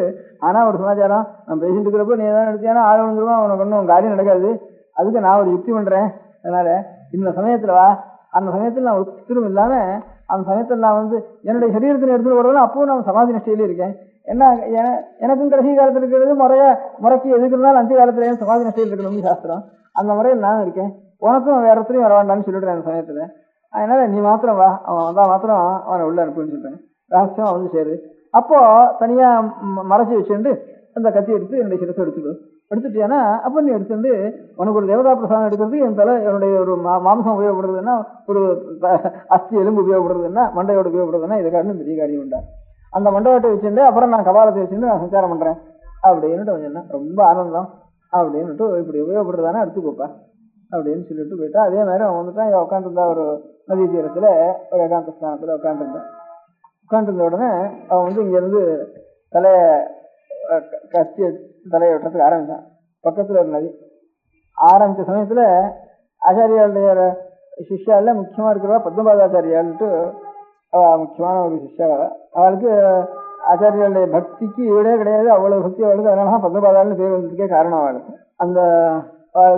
அந்த பத்மபாதாள்னு பேர் வந்ததுக்கு காரணம் ஆச்சாரியால் இடத்துல 2 பேர் ஸ்நானத்துக்கு போயிருந்தார் கங்கையில. ஒரு நாளைக்கு கங்கையில ஆச்சாரியால் இப்படியே என்னவோ நீங்கிறாவது ஸ்நானம் பண்றாவது பண்ணிட்டு கங்கையோட அக்கறைக்கு போயிட்டார். வஸ்திரத்தை வச்சுட்டு இக்கரையில இருந்தா. அக்கறையில இருந்து ஜாடை காட்டி அப்ப நான் ஸ்நானம் பண்ணிட்டேன், ஈரவத்தோட இருக்கேன், பத்மபாதா இங்க வா வேஷ்டி எடுத்துருந்தாங்க. திடீர்னு நினைச்ச உடனே அது நதியோ மகாப்பிரவாகமா போறது. ஆச்சாரியால் வேடிக்கை ஆசக்தினால நீஞ்சின்னு போற மாதிரி இப்படியே போயிட்டா. ஈரத்தோடு இருக்கேன், சட்டுன்னு வஸ்திரத்தை எடுத்துட்டு வரனா ஏன் வஸ்திரம் நனைஞ்சு போயிடாதா, நீஞ்ச முடியுமா, நீஞ்சி வரதானாலும் சரி நீஞ்சக்கூடிய இடமாவும் இல்லை. ஆச்சாரியால் இப்படியோ வேடிக்கையா போயிட்டா ஒரு சித்தினால போயிட்டாவா. உடனே அதெல்லாம் ஒண்ணுமே யோசிக்கல, கூப்பிட்டாலும் இல்லையா சரின்னு ஜலத்துல இது கரை இடம் ஜலம் இதெல்லாம் நினைச்சாவே சட்டுன்னு கரையில் நடக்கிற மாதிரி விடுவிடுன்ட்டு ஓடுறதுக்கு ஆரம்பிச்சு ஆச்சாரியா பத்மபாதாச்சாரியால் மடியை எடுத்துட்டு ஓடின உடனே இப்ப ஏற்பட்ட ஒரு குருபக்திய இது நதியா இது கங்கையா அந்த நினைவே இல்லை. அங்க இருந்து ஆச்சாரியால் கூப்பிட்டாலே போக வேண்டியது அந்த ஞாபகத்தோட போனான். அப்புறம் இவ்வளவு பக்தியோட போறாருன்னுட்டு கங்காதேவி ஒவ்வொரு தாமர புஷ்பத்தை காலில் வச்சு வச்சு வச்சு வச்சு கிட்டு ஒரு தாமர புஷ்பம் இருக்கிற மாதிரி இருந்து அப்படியே கொண்டு அங்கே கொண்டு சேர்த்துட்டுதுன்னு அதெல்லாம் பத்மபாதாள்னு அவளுக்கு ஆச்சாரிய பக்திக்காகவே அந்த பேர் ஏற்பட்டவன். அந்த பத்மபாதாச்சாரியார் அங்க இருந்துட்டு இருந்த ஸ்நானம் பண்ணிட்டு இருந்த. ஸ்நானம் பண்ண உடனே அவளுக்கு இதெல்லாம் தெரியாது, இந்த சமாச்சாரம். இவன் இந்த மாதிரி கத்தி எடுத்துட்டு ஆச்சாரியால் தனியா அவள் ரெண்டு பேசிண்டு இந்த மாதிரி உக்குமுத்து பண்ணிட்டு இந்த மாதிரி ஆச்சாரியாளுடைய ஒரு சரீரம் இதோட போயிட போறது லட்சணத்தோடன்னுட்டு ஒருத்தருக்கும் தெரியாது, அவருக்கும் தெரியாது. என்னமோ ஒரு ஆவேசம் வந்து அவருக்கு ஒரு ஆவேசம் வந்த உடனே அங்கிருந்து ஹோர்னு ஒரு சத்தம் போட்டு அங்கிருந்து ஓடி வந்தாருங்க. இவன் கத்தி எடுத்து போட போற சமயத்துல திடீர்னு வந்தா வந்து அவன் அப்படியே கிழிச்ச. இதனால கிழிச்சா அந்த சமாச்சாரம் தெரியாது. அப்படியே கிழிச்சு கீழே கிடக்கான். கத்தி கையில இருக்கு. அவனுடைய ஹிருதயம் அப்படியே ஹிரண்யகசிபு கிழிச்ச மாதிரி அப்படி கிழிச்சு கீழே கிடக்கான். இந்த கீழே கடந்துட்டு ஹான்னு அட்டகாசம் பண்ணிட்டு இருந்துட்டு இருக்கா. அந்த நேரத்தில் ஒரே அட்டகாசம் நரசிம்மனுடைய அட்டகாசம் நடந்துட்டு இருக்கு. அப்போ ஆச்சாரியார் சமாதியெல்லாம் உட்காந்துருக்கா. இந்த நினைவே இல்லாம இருக்கணும்னு இப்போ ஏற்பட்ட ஒரு சாட்சாத் பகவானுடைய ஆவேச அட்டகாசம் கேட்ட உடனே ஆச்சாரியாருக்கு விழிப்பு வந்த உடனே இது ஆடுறா இருக்கான்னா இவன் கிழிச்சு கிடக்கான், கத்தியை தூக்கி கிடக்கான். இது பத்மபாதாச்சாரியார் இருந்து ஒரு அட்டகாசம் பண்ணிட்டு தன்னுடைய நினைவு இல்லாம இப்படி இருக்கேன். இது என்னடா அது என்ன சமாச்சாரம் ஒன்றும் தெரியுதுன்ட்டு சரி சுவாமி நரசிம்மனுடைய ஒரு ஆவிர்வாவம் இங்கே ஏற்பட்டிருக்காருன்னு உடனே ஸ்தோத்திரம் பண்ணி உடனே சாந்தப்படுத்தி என்னப்பான்னு விட்டேன். சரி அவருக்கு ஒன்றும் தெரியல, இப்படி ஒரு இது கீழ்ச்சி எடுத்து உடனே கண்ணனே வந்த உடனே சாந்தமான உடனே நமஸ்காரம் பண்ணி ஆச்சாரியன்.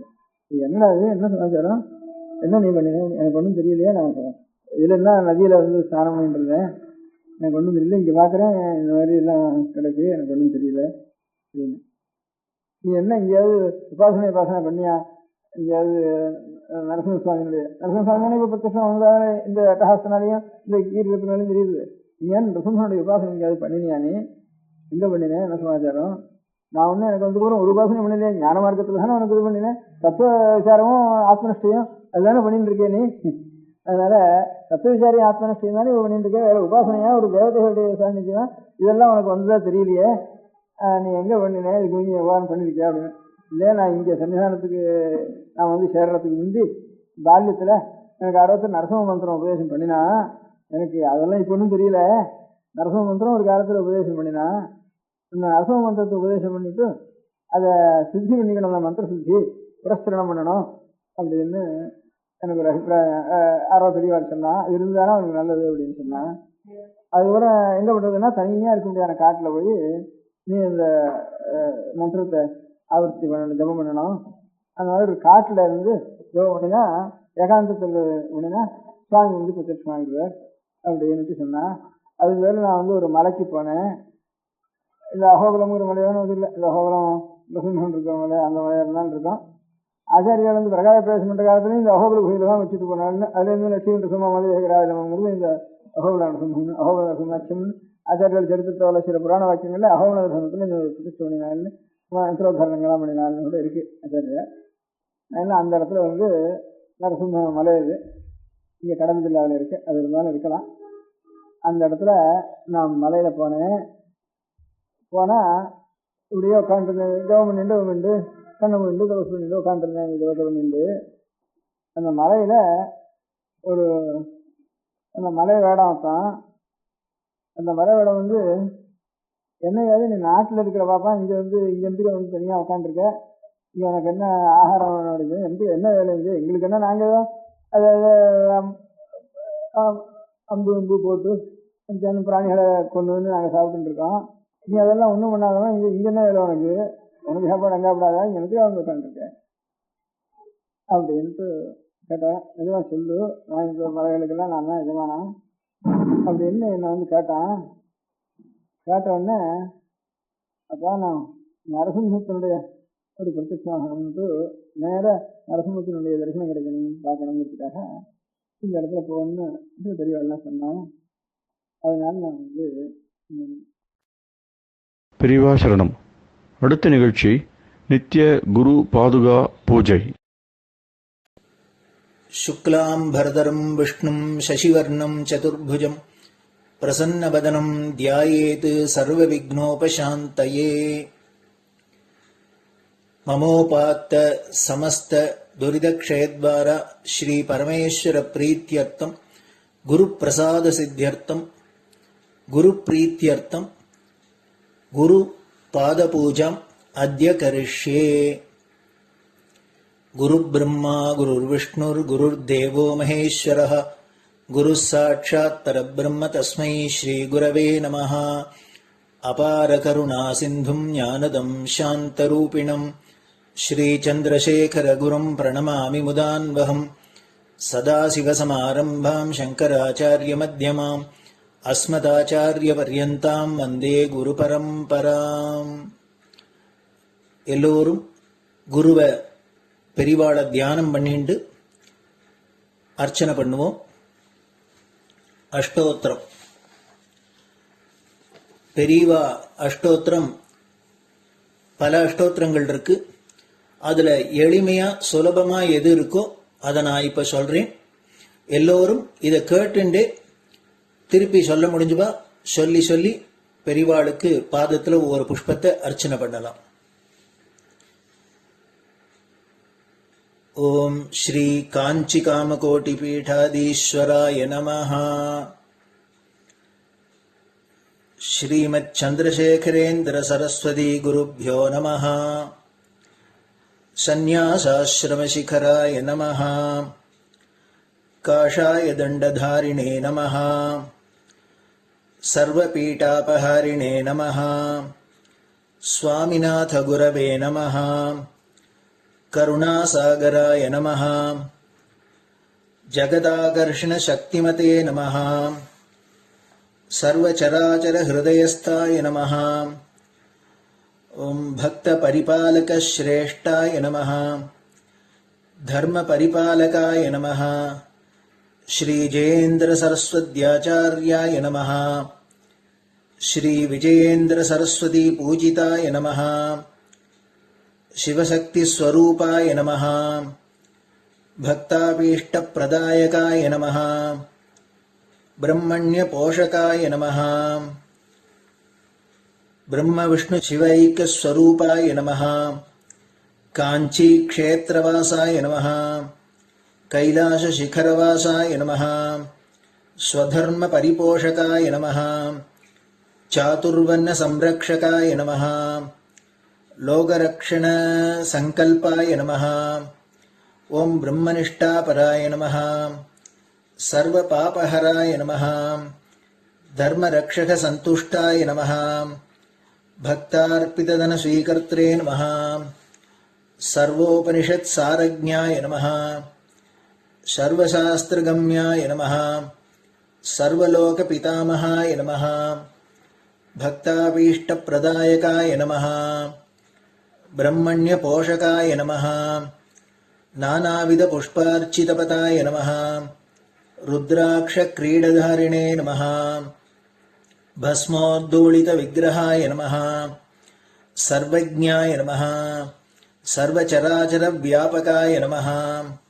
अनेकशिष्यपरिपालकाय नमः मनश्चाञ्चल्यनिवर्तकाय नमः अभयहस्ताय नमः भयापहाय नमः यज्ञपुरुषाय नमः यज्ञानुष्ठानरुचिप्रदाय नमः यज्ञसम्पन्नाय नमः यज्ञसहायकाय नमः यज्ञफलदाय नमः यज्ञप्रियाय नमः उपमानरहिताय नमः स्फटिकतुलसीरुद्राक्षहारधारिणे नमः चातुर्वर्णसमदृष्टये नमः ऋग्यजुस्साम अथर्वणादिचतुर्वेदसंरक्षकाय नमः दक्षिणामूर्तिस्वरूपाय नमः जाग्रत्स्वप्नसुषुप्ति अवस्थातीताय नमः कोटिसूर्यतुल्यतेजोमे शरीराय नमः साधुसङ्गसंरक्षकाय नमः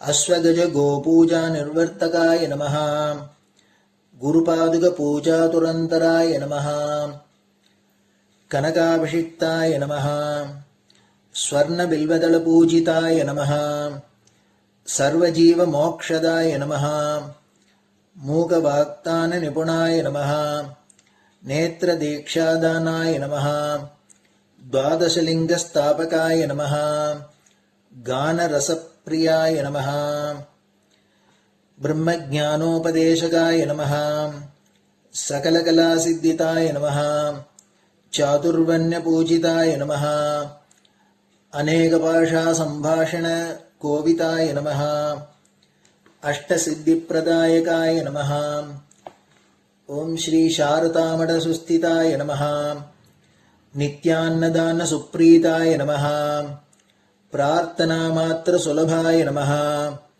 पादयात्राप्रियाय नमः नानाविधमतपण्डिताय नमः श्रुतिस्मृतिपुराणज्ञाय नमः देवयक्षकिन्नरकिंपुरुषपूज्याय नमः श्रवणानन्दकरकीर्तये नमः दर्शनानन्दाय नमः अद्वैतानन्दभरिताय नमः अव्याचकरुणामूर्तये नमः शैव वैष्णवादिमान्याय नमः श्रीशङ्कराचार्याय नमः दण्डकमण्डलोहस्ताय नमः वीणामृदङ्गसकलवाद्यनाथस्वरूपाय नमः रामकथारसिकाय नमः वेदवेदाङ्ग आगमादिसकलकलासतस्प्रवर्तकाय नमः हृदयगुहाशयाय नमः शतरुद्रीयवर्णितस्वरूपाय नमः केदारेश्वरनाथाय नमः अविद्यानाशकाय नमः निष्कामकर्मोपदेशकाय नमः लघुभक्तिमार्गोपदेशकाय नमः लिङ्गस्वरूपाय नमः सालग्रामसूक्ष्मस्वरूपाय नमः कालड्यां शङ्करकीर्तिस्तम्भनिर्माणकर्त्रे नमः जितेन्द्रियाय नमः शरणागतवत्सलाय नमः श्रीशैलशिखरवासाय नमः डमरुकनादविनोदाय नमः वृषभारूढाय नमः दुर्मदनाशकाय नमः आभिचारिकदोषहर्त्रे नमः मिताहाराय नमः मृत्युमोचकशक्त्याय नमः श्रीचक्रार्चनतत्पराय नमः दासानुग्रहकारकाय नमः அனுராதா நக்ஷத்ரஜாதாய நமஹ. சர்வலோகக்யாதசீலாய நமஹ. வெங்கடேஸ்வர சரணபத்ம ஷட்பதாய நமஹ. ஸ்ரீ மகாத்ரிபுர சுந்தரி சமேத ஸ்ரீ சந்திரமௌலீஸ்வர பூஜா பிரியாய நமஹ. ஸ்ரீமத் சந்திரசேகரேந்திர சரஸ்வதி சத்குரு பரபிரம்மணே நமஹ. குருभ्यो நமஹ. பரமகுருभ्यो நமஹ. பரமேஷ்டிகுருभ्यो நமஹ. பராத்பரகுருभ्यो நமஹ. குரு பரம்பராभ्याம் நமஹ. குரு பாதுகாभ्याம் நமோ நமஹ. அடுத்தது ஊதுபத்தி இருந்தா அதை காமிச்சு தூபம், நெய் தீபம் இருந்தா காமிச்சு அதை நெய் தீபம் தீபம் காமிச்சுட்டு நைவேத்தியம். நைவேத்தியம் வெத்தலைப்பாக்கு, பழம் இதுலேருந்து ஆரம்பிச்சு அவளுக்கு எது சௌரியமோ அதுபடி நைவேத்தியம் பண்ணலாம்.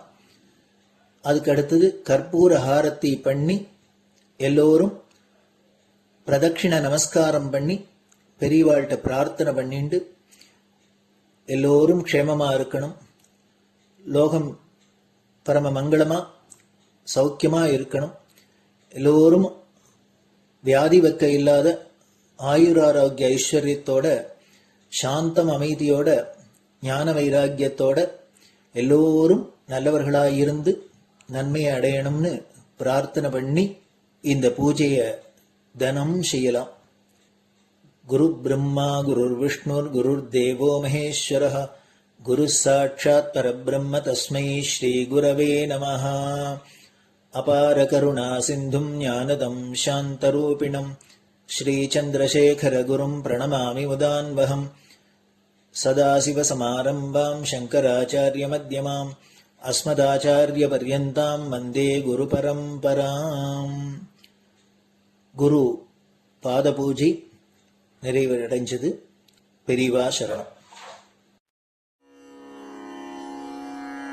திருச்சிற்றம்பலம்.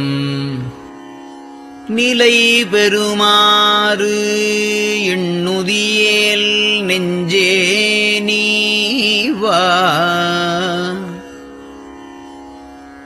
நித்தலும் எம்பிரானுடைய கோயில் புக்கு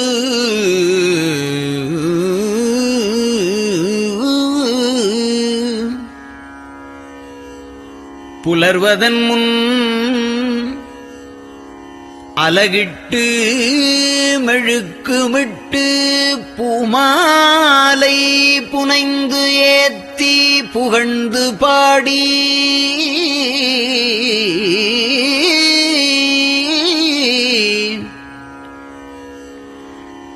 தலையாரக் கும்பிட்டு கூத்தும் ஆடி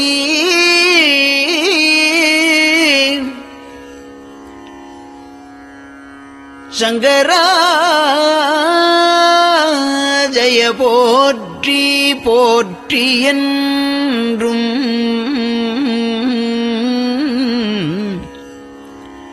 அலைபுனல் சேர் செஞ்சடையம் ஆதி என்றும் ஆரூரா என்றென்றே அலரானில்லே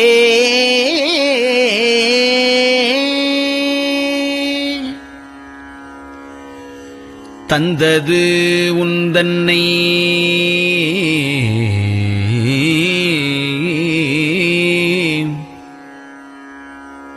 கொண்டது எந்தன்னை சங்கரா ஆர்வலோ சதுரர் அந்தம் ஒன்றில்லா ஆனந்தம் பெற்றேன்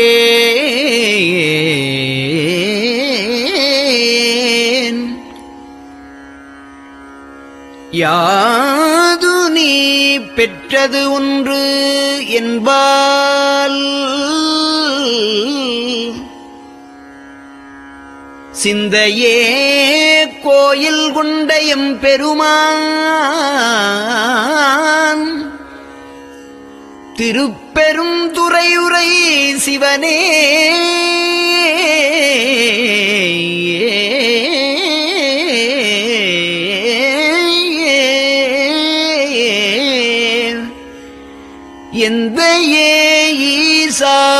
உடல் இடம் கொண்டாய் யான் இதற்கு இலன்வோர் கைமாறே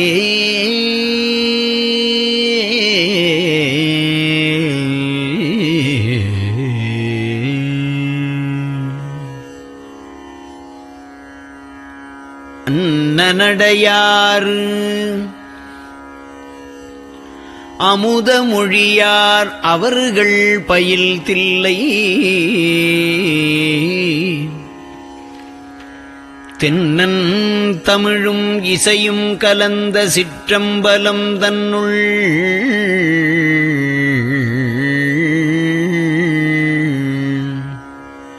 பொன்னும் மணியும் நிறந்த தலத்து புலித்தோல் பியர்க்கிட்டு மின்னின் இடையாள் உமையாள் காண விகிர்தன் ஆடுமே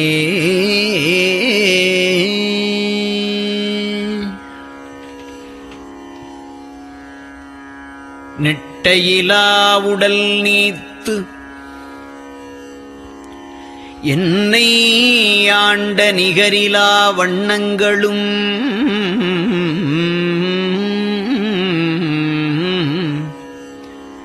சிட்டன் சிவனடியாரை சீராட்டும் திறங்களுமே சிந்தித்து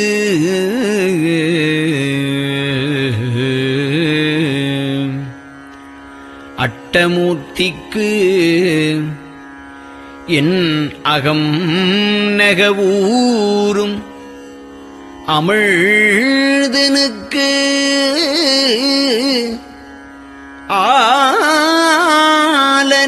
ஆலநீழற்பட்டனுக்கு என்னை தன்பாற்படுத்தானுக்கே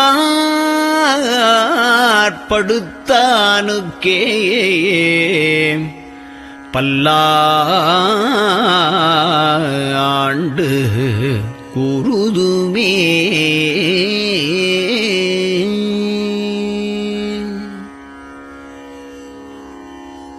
நெஞ்சம் ஈசனைக் காண்பதே விரும்பி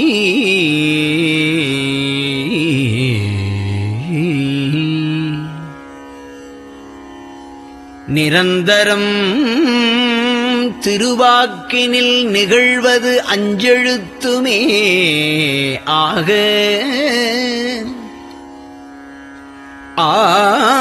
ஆளுடைய அம்மை செம்மலர் கைகுவித்து அருளி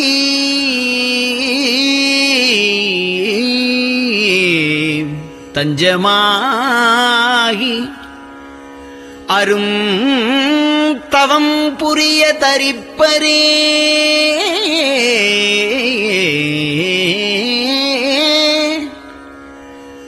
அவள் தனிப்பெரும் கணவர்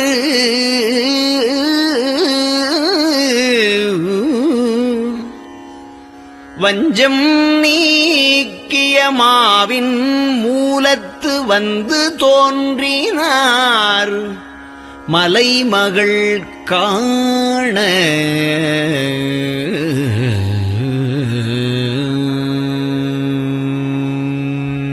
திருச்சிற்றம்பலம்.